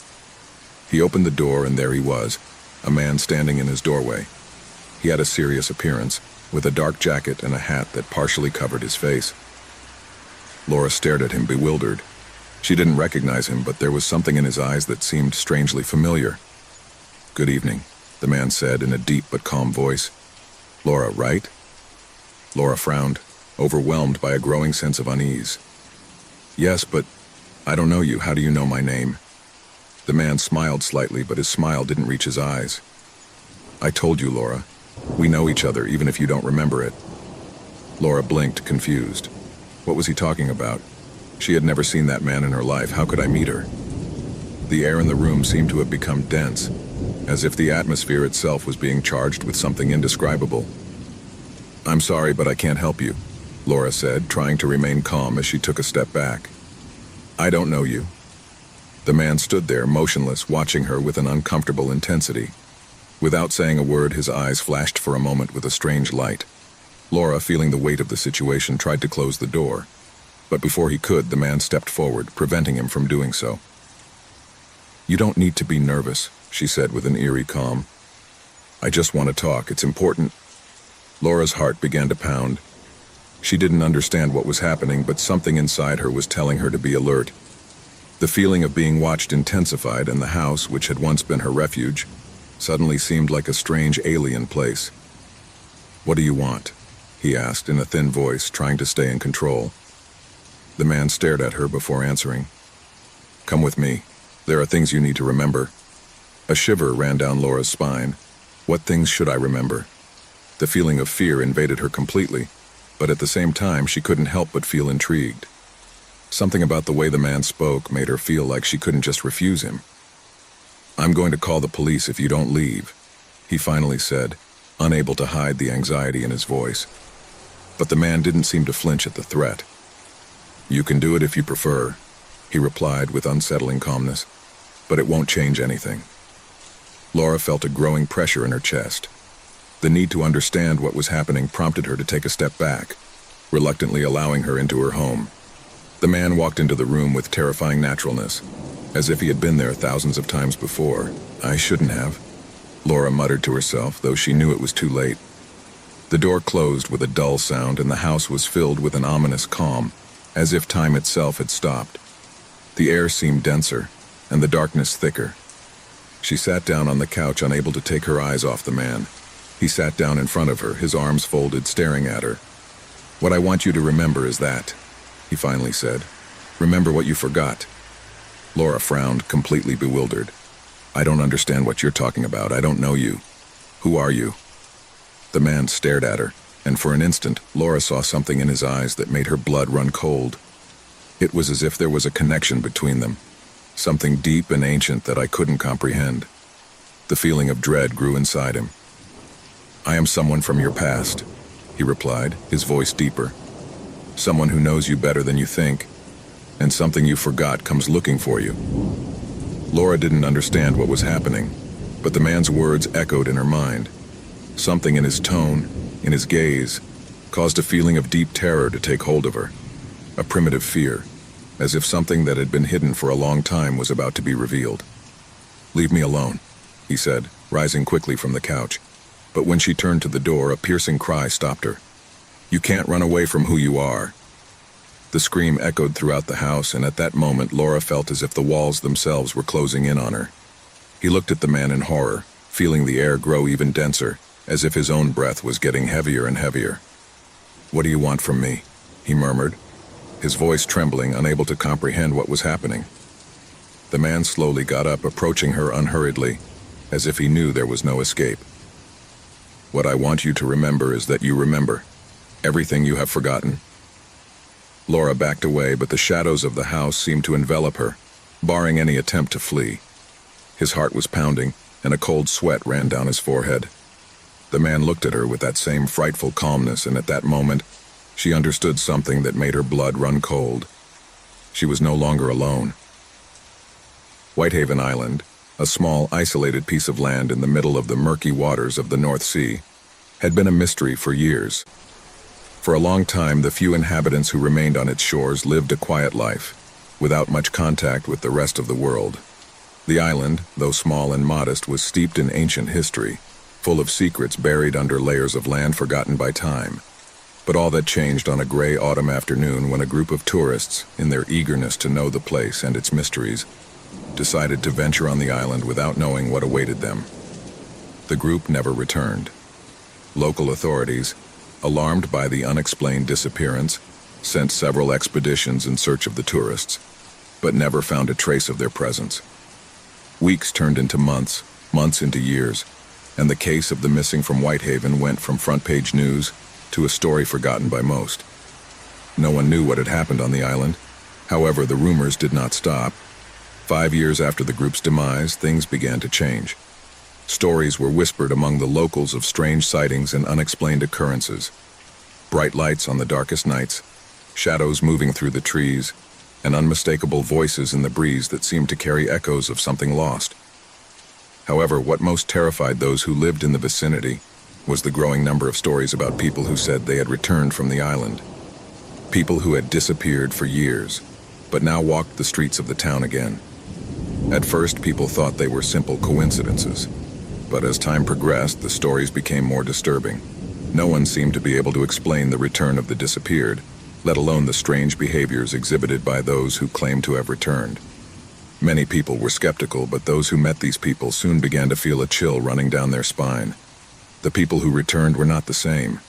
There was something deeply altered in their eyes, something that made them seem different, empty, as if they were living in a parallel reality, completely disconnected from the life they had known before. The whole town began to murmur. No one knew what had happened on Whitehaven Island. No one knew what had changed those tourists who at first seemed to be ordinary people. A sense of fear and distrust took hold of the locals, and those returning from the island could not fit in. There was something inhuman about them, something that couldn't be explained in words. At first, those affected tried to continue with their lives, trying to reintegrate into the village and their former circles. However, over time, their behaviors became more bizarre and puzzling. Some of them were talking about things that no one understood, as if they were repeating the same phrases in a forgotten or unintelligible language. Others were silent, with an empty and disconnected expression, as if they could not remember anything from their previous life. The people close to them were beginning to feel a sense of unease, as if something dark and dangerous was surrounding them. The town's mayor, concerned about the growing number of incidents, called a meeting in the central square. On the night before the meeting, one of the returnees, a woman named Clara, disappeared again without a trace, only to appear at dawn in the center of the village, covered in dirt and with a completely empty expression. The few witnesses who saw her came to an agreement. Something had changed inside her, something deeply disturbing. At the meeting, the villagers were frantically arguing about what to do with those who returned. Some believed they should be isolated, others feared they might be a threat. Panic took hold of everyone when the stories began to arrive more frequently. No one knew if those who were returning were really the people who had disappeared, or if something else had taken them, altering them, transforming them into something else. It was at that moment that a young researcher named Samuel arrived in town. Samuel was a freelance journalist, known for his desire to unravel the darkest mysteries, and he had heard about the strange happenings in Whitehaven. He decided to travel to the island to discover the truth behind the returnees. With the approval of the local authorities, Samuel boarded a small boat to the island. As he approached the shore, he couldn't help but feel that something in the air was deeply wrong. The sky was covered by dark clouds, and the sea seemed more violent than normal. Whitehaven Island, which had once been quiet, now seemed to radiate an unsettling energy. Upon arrival, Samuel began to explore the island. In his first steps, he noticed something strange. The place was deserted with no signs of life, as if the island itself had been forgotten by time. But as he moved further inland, Samuel realized he wasn't alone. I could feel it. Something was watching his movements, walking among the trees and moss-covered rocks. Samuel found what looked like a cave hidden among the hills. Intrigued, he went into it. Darkness enveloped him as he advanced through the narrow passage. And then, at the bottom of the cave, he saw something that left him cold. A set of strange symbols were etched into the walls of the cave, symbols that did not belong to any known culture.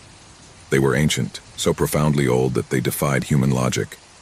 As Samuel watched them, a sense of anguish came over him. He felt as if something was awakening in the depths of the island, something he had been waiting for centuries.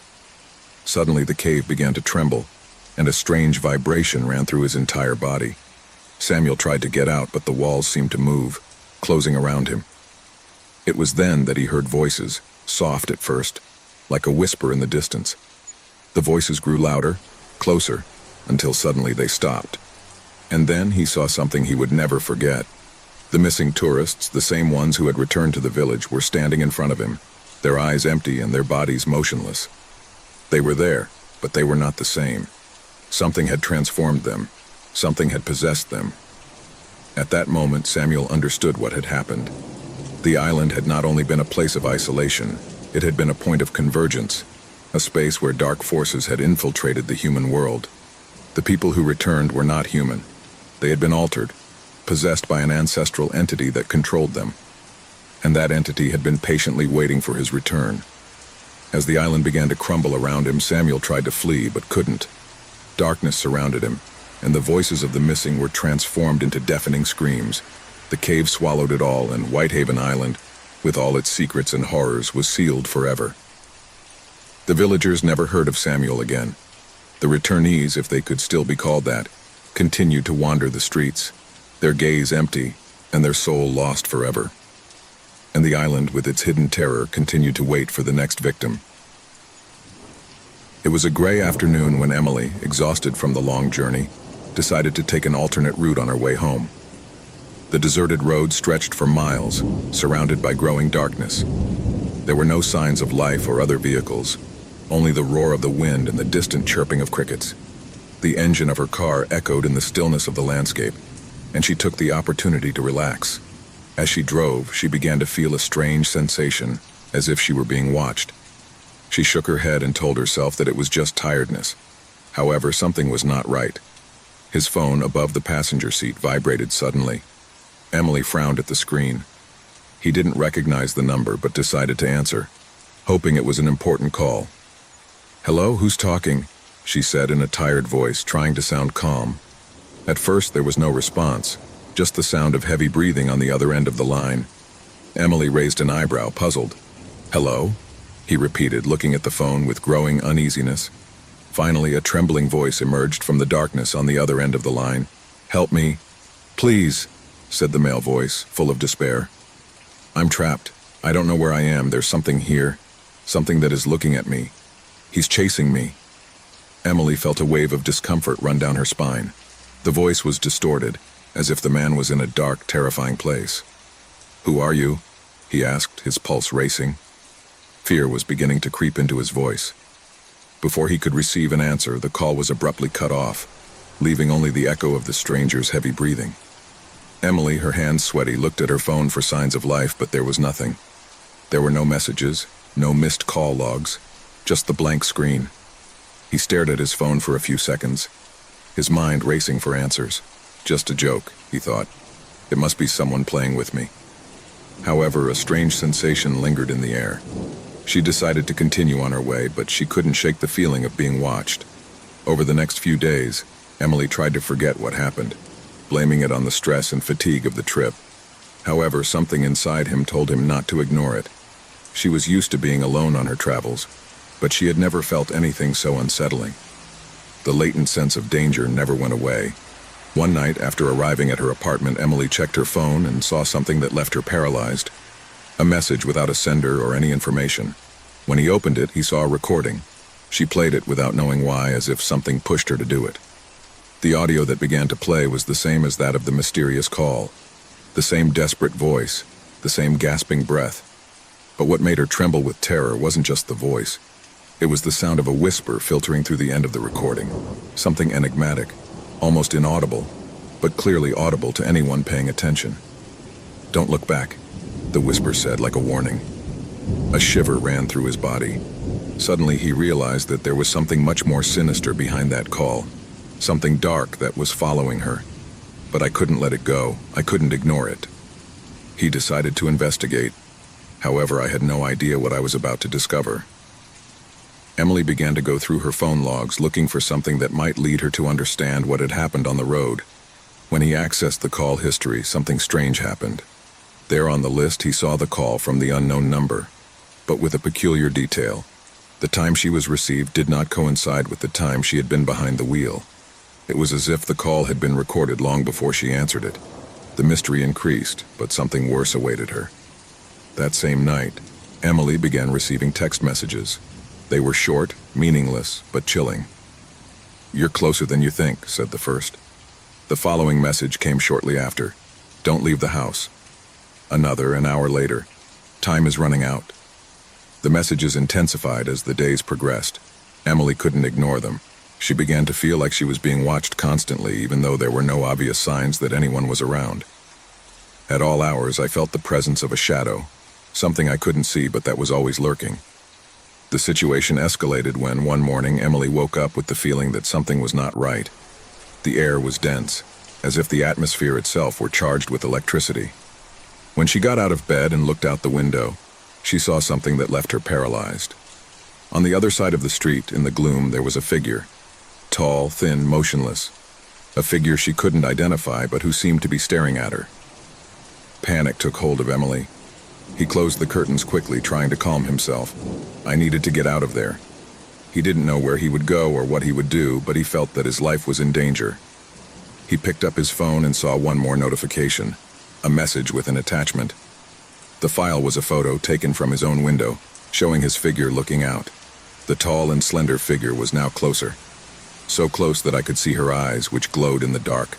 In a fit of desperation, Emily ran to her car and drove to the place where she had first received the call. The deserted road, now covered in a thick fog, seemed even more unsettling than before. When he arrived at the scene, he turned on the car's lights, looking for any sign of what had happened. There, in the darkness, he saw something on the ground. It was his phone. The phone I'd forgotten. The phone that had witnessed everything that had happened. Upon picking it up, the device turned on its own, and a new notification appeared. "You are too close to finding out the truth. Now there is no turning back." A heart-rending scream filled the air, and Emily felt something horrible loom over her. The phone began to make a strange sound, as if something was happening on the other end of the line. However, there was no one there. Everything was silent, except for the sound of his own breathing, quickened by fear. Emily tried to run, but the ground began to shake under her feet. At that moment, a dark figure emerged from the fog. It was the same being in the photo, his face deformed and his gaze fixed on her. She had no human face, only empty eyes that stared at her with terrifying intensity. The figure moved forward, sliding on the ground, and Emily, paralyzed with terror, tried to scream. But his voice did not come out. Only the sound of fog and heavy breathing surrounded her. The phone fell to the floor, and with it all hope. The figure caught up with her, and Emily disappeared into the darkness, absorbed in the terror that had haunted her from the moment she answered that call. The investigation that followed was puzzling. The phone, which was found at the scene, contained more messages, some sent before Emily's disappearance, others after. The recordings and photos she had received indicated that someone had been following her from the moment she accepted that call. No one knew who was behind the threat, but the case remained unsolved. The authorities never found a concrete clue, and the forgotten phone remained stored as a macabre memory of the inexplicable. Emily's disappearance became a legend, a horror story whispered in the dark, where the forgotten phone was the key, and the figure in the fog, the eternal nightmare that haunted those naive enough to answer an unknown call. A group of 5 friends, all with hiking experience, decided to go on a trip to the Shadow Hill Forest. They had heard the stories and legends that haunted that place since they were children. Stories that spoke of unexplained disappearances, of people who never returned after entering the forest. However, what originally seemed to be a challenging adventure would quickly turn into a nightmare that would test not only his bravery, but his deepest fears. The sun was beginning to set when they reached the edge of the Shadow Hill Forest. The treetops formed a dark blanket that blocked much of the light. Despite the sinister reputation of that place, the 5 friends did not let fear stop them. They were used to walking in nature, and they believed that stories were just that, stories. They decided to camp near a clearing, a small open area between the trees, which offered them a quiet view of the starry sky. They prepared to spend a relaxed night surrounded by nature, not knowing that this would be the last moment of calm they would experience. As the night wore on, the shadows of the forest seemed to lengthen, and a strange stillness came over the place. None of the friends could remember exactly when it started, but something changed in the air. The wind stopped blowing, and a deep silence invaded the space. Suddenly, one of the group members, Sarah, felt someone watching her. He turned toward the forest, looking for some sign, but saw nothing but the impenetrable darkness of the trees. "Did you hear that?" asked Sarah, her voice trembling slightly. The others were silent, listening intently, but there was no response. Everything was too quiet, as if the forest itself was holding its breath. A few minutes later, the silence was broken by the sound of something rustling in the distance, as if someone were walking through the dry foliage. "It's just the wind," Mark said, trying to sound confident, but his tone wasn't as convincing as he thought. Suddenly, a piercing scream broke the stillness, coming from somewhere nearby. They all got up, terrified, looking around. The sound was so close, but they couldn't see anything. "What was that?" muttered John, his voice raspy on. The group decided that it would be best to leave the camp and return to the starting point, but something prevented them from moving. A sense of unease bound them to the ground, as if the forest would not let them escape. That's when something strange began to happen. Sarah, the most intrepid of the group, stepped forward and began to walk into the woods. "I'm going to investigate," he said without hesitation. The others tried to stop her, but something in her eyes made them hesitate. She seemed to be being drawn to something beyond her comprehension. Suddenly, Sarah disappeared into the trees, as if the forest itself had swallowed her. His friends called his name, but there was no answer. The darkness swallowed all sound, and panic began to take hold of them. "Sarah!" Mark shouted desperately, running to where he had last seen her. But when he reached the edge of the forest, he found only a series of strange footprints, deeply marked on the ground, which disappeared into the blackness of the forest. There was no trace of her. The friends stared at the footprints, terrified. They knew something wasn't right, but the darkness prevented them from seeing beyond. They decided to look for it, but as they went along, the atmosphere of the forest seemed to become denser, as if they were being watched by something they couldn't comprehend. The footprints were getting stranger, as if something had painted them on purpose. "This doesn't make sense," muttered Emma, who was visibly shaking. "Why are there symbols on trees?" The symbols were strange, incomprehensible, with geometric shapes that did not correspond to any culture they knew. The figures seemed to move subtly, as if they had a life of their own. The feeling that someone or something was stalking them intensified. Every time they approached one of the symbols, a cold current ran through their bodies, and a shiver ran through them. The group, now completely nervous and not knowing what to do, decided to return to the camp to think of a plan. But when they arrived, something worse awaited them. The camp was completely messy. The backpacks were open, the equipment was scattered on the ground, and the campfire had already been extinguished. The scariest thing, however, was the fact that Sarah's footprints were still there. But instead of disappearing into the forest, they were returning to the camp, surrounding the area where they were now. "What's going on here?" John whispered, his eyes filled with terror. A low, almost imperceptible whisper hung in the air. It seemed to come from everywhere and nowhere at the same time. "Help!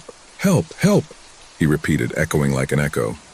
"It's Sarah," shouted Emma, hoping she was still nearby. But the echo only multiplied, repeating the name of each member of the group, distorted and sinister. In the background, something moved quickly among the trees. A low whistle, like that of a creature in the dark, cut through the air. Panic broke out. Suddenly, Mark disappeared. None of them saw him leave, but when they turned their heads to look for him, he was gone. Only the footprints remained, which seemed to crawl into the forest, into the deep and unreachable. With terror running high, the group began to run, but every step they took seemed to be in vain. The forest, which had at first seemed like a challenge, now closed in on them like a trap. Darkness enveloped them. Branches creaked as if something was moving quickly, and the voices of their missing comrades echoed in their ears. One by one, the figures of friends began to disappear. First Emma, then John, and finally only Clara remained, looking around in horror, unable to comprehend what was happening. She looked up at the sky, looking for the moon, looking for the light, but everything seemed to get even darker. The ground beneath his feet began to shake. And then, he saw it. From deep within the forest, a tall, thin figure emerged from the shadows. It wasn't human, but it wasn't a beast either. His face was covered by a black cloak, and his eyes shone with a deep, piercing green glow that seemed to pierce his soul. The creature raised a hand, and Clara felt a pressure in her chest, an excruciating pain that forced her to fall to her knees. "Welcome, Clara," whispered a deep, guttural voice, as if coming from the very bowels of the forest. "You're the last." With a final scream, Clara disappeared, swallowed by the darkness. The forest of Shadow Hill had claimed its last victim. The echoes of the lost voices echoed through the air, while the symbols on the trees shone with a spectral light. No one else came back from that forest. And the cycle continued, waiting for new unwary people who, like the group of hikers, would challenge the legend and disappear one by one into the darkness of Shadow Hill. In the stillness of a remote corner of the forest, where the shadows of the trees stretched like the arms of a sleeping giant, a man named Marcos arrives at an isolated cabin to escape the busy city life. I had heard about the beauty of nature in that place, and the tranquility it offered.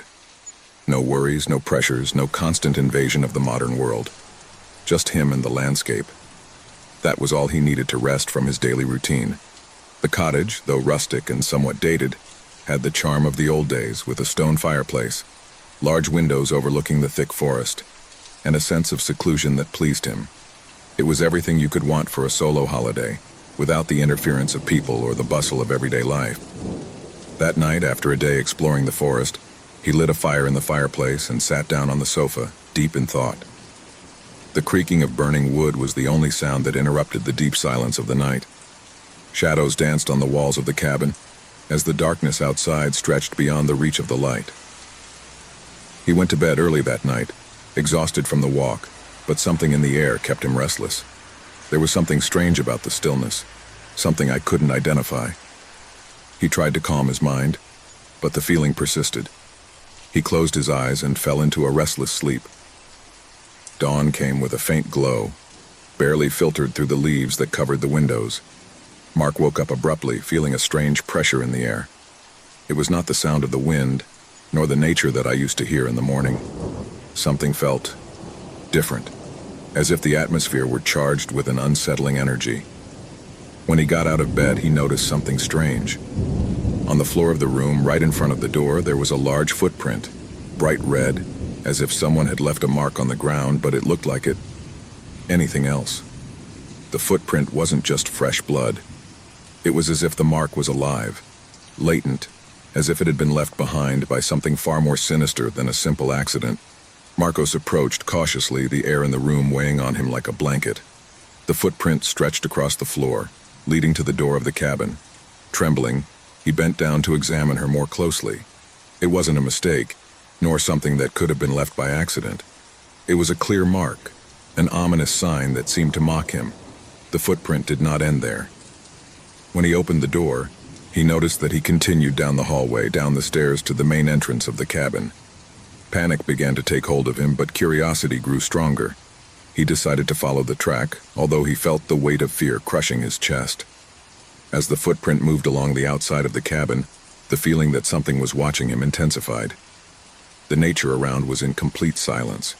Not the wind, not the birds, not the insects. Only the sound of his own footsteps stepping on the damp earth. The footprint led him into the forest, a shadowy path that led into the thick trees.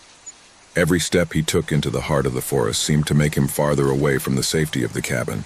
The daylight was no longer enough to dispel the shadows which seemed to lengthen towards him, slowly surrounding him. Gradually, the footprint began to show an increasingly grotesque shape. Instead of being just a mark of blood, it now seemed to be accompanied by strange distortions, as if the terrain itself was being altered by something invisible.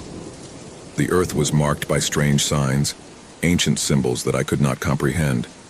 The panic began to turn into something deeper. Mark tried to turn back, but the footprint drew him, as if he had a will of his own, as if something in the forest was calling him, guiding him. In his attempt to return to the cabin, he noticed that the forest looked different now. The treetops, once familiar, now looked strange, as if they were watching him, as if they knew him. A shudder ran down his spine. When he arrived at a clearing in the forest, he saw something that completely paralyzed him. In the center of the clearing, there was a figure, erect, standing, waiting. The figure was indistinct, without clear features, but its presence was terrifying. It wasn't human, but it seemed to have a form, a structure. An echo of his humanity, but distorted. The bloody footprint had led him there. And as he approached, the figure moved. The scene in front of him crumbled into chaos. The earth began to tremble and the air became dense, as if an invisible force imprisoned it. The figure in the clearing dissolved, and the shadows of the trees began to twist, growing towards him. The ground split, and what seemed like an unbreakable peace turned into a nightmare of horror and despair. Marcos tried to run, but each step he took plunged him deeper into darkness. The bloody footprint, like a threat from the unknown, haunted him. Every time he turned, he saw the distortions in the air, the symbols gliding over the ground. The trees seemed to move, as if they were part of a sentient entity, watching him, stalking. The horror reached its peak when it reached the edge of a precipice. The forest seemed to have engulfed him, and all that remained was emptiness. The bloody footprint was there on the edge of the abyss, and Mark, now completely plunged into terror, saw a figure emerge from the shadows, his own reflection distorted, grotesque, standing in front of him. And then, as if all the accumulated terror had only one purpose, the footprint began to drag him away. A violent tug pushed him into the abyss, into the void, as the shadows devoured him completely. The man disappeared into the darkness of the forest, and the man, the bloody one, as if it had never existed, vanished into the earth. The echo of his cry echoed in the distance, but no one heard him. The forest, again in silence, kept the last vestige of its passage, until another visitor arrived, unwary to follow the trail of the bloody track. Maria had always been a very talented artist. His brushes, guided by his trembling hands, managed to capture the deepest part of the human soul on each canvas. However, despite his success, he was never able to find a true connection to the masterpiece he felt he was meant to create. He wanted something bigger, something that would define his career and his life. So he had decided to retreat to a cottage in the country, away from the hustle and bustle of the city, in search of that spark of inspiration he was so missing. The cabin was located in a remote location, surrounded by a dense forest that seemed to have been forgotten by time. When Maria arrived, the first thing she noticed was the heavy, dense air, as if nature itself were watching her. The wooden walls creaked under the weight of the years, and the wind that whispered through the cracks of the cabin seemed to carry echoes of distant voices. Maria, however, did not pay much attention to it. She was determined to find what she was looking for, the inspiration for her masterpiece. It was several days before Maria began to feel the weight of loneliness. During the day, he would dedicate himself to painting, capturing the essence of nature on canvases. But as night fell, the atmosphere in the cabin became more and more oppressive. The creaking of the wood and the whispers of the wind were beginning to take on an unsettling hue, as if someone were watching her. One afternoon, after several failed attempts to find inspiration, Maria decided that her next portrait would be different. Instead of the tranquil landscape she had been painting, she decided to create a portrait of herself. He wanted to capture the deepest look of his soul, the one he had never shown to the world. He got ready, placed the canvas on the easel, and began to paint, letting himself be carried away by his darkest emotions. As he moved forward, he began to feel a strange sensation, as if something was happening in the air, but he decided to ignore it and continue. The paint on her face was beginning to take shape, and although at first it was only a reflection of herself, something was beginning to change. His eyes on the canvas seemed more alive, more intense. Suddenly, the lines of the portrait seemed to move, as if the image was breathing. Maria put the brush down in her hand and watched, horrified. It couldn't be possible. The portrait was moving, his eyes sliding back and forth as if searching for something in the dark. A cold sweat ran down his back. What was happening? He tried to give it a few more touches, but as he did so, the figure seemed to come to life. Suddenly, the portrait began to cry. He cried blood.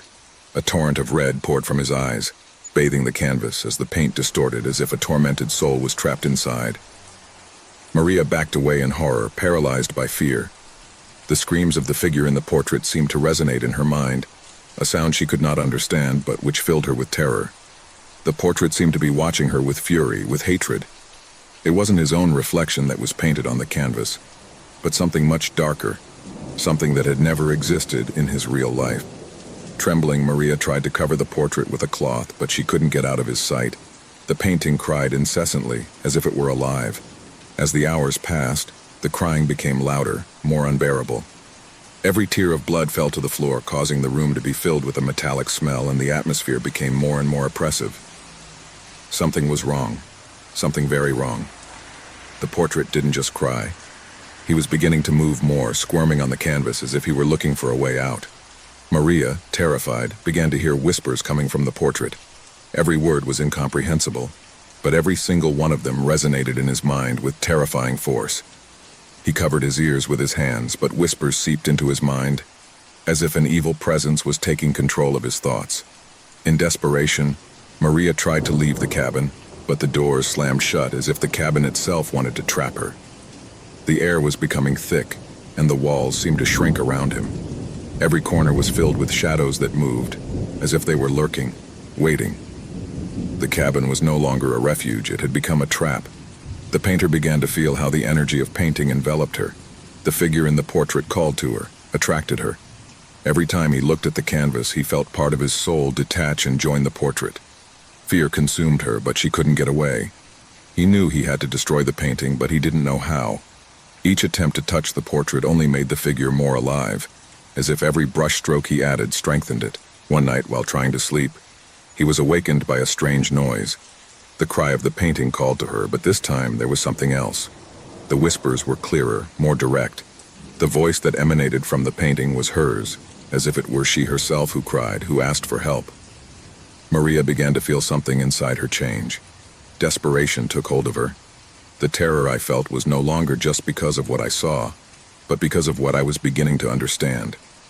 The figure in the portrait was not only a representation of her, but was taking her place, absorbing her essence, her life. If I didn't destroy the portrait, I would end up being part of it, trapped on the canvas forever. In desperation, Maria took a knife and began cutting the canvas, attempting to destroy the figure before it was too late. But each cut only made the figure more powerful. The shadows in the room were twisting, and the cabin began to vibrate as if something dark was waking up. With each cut, the portrait cried louder, and the blood that fell from the canvas began to drip onto the floor, forming dark puddles that seemed to swallow everything they touched. Terror took hold of her completely. I could no longer distinguish between the real thing and what I was seeing in the painting. His mind was cracking, and the whispers were turning into unbearable screams. The figure in the portrait was no longer just looking at her. Now he pointed at her as if he were condemning her. Mary knew that she had no time, that she had to destroy it immediately. With one last effort, he took the portrait and threw it into the fire in the fireplace. The canvas began to burn, but the scream that the figure uttered when the fire touched it was the most frightful he had ever heard. The flames seemed to devour the paint, but something else was happening. The shadows that had once moved around the hut were now concentrated in the fire, as if they wanted to prevent the portrait from disappearing. When the portrait was finally consumed in the flames, the hut fell silent. The air cleared and the oppressive atmosphere began to dissipate. Maria fell to the ground, exhausted but relieved. The feeling of being watched, of being hunted, had disappeared. However, when he looked at his hands, he noticed something strange. His skin was beginning to take on a gray hue as if it was crumbling. His body felt light, almost ethereal, and his face reflected an expression of horror that he had never seen before. At that moment, he understood what had happened. She hadn't destroyed the portrait. The portrait had destroyed her.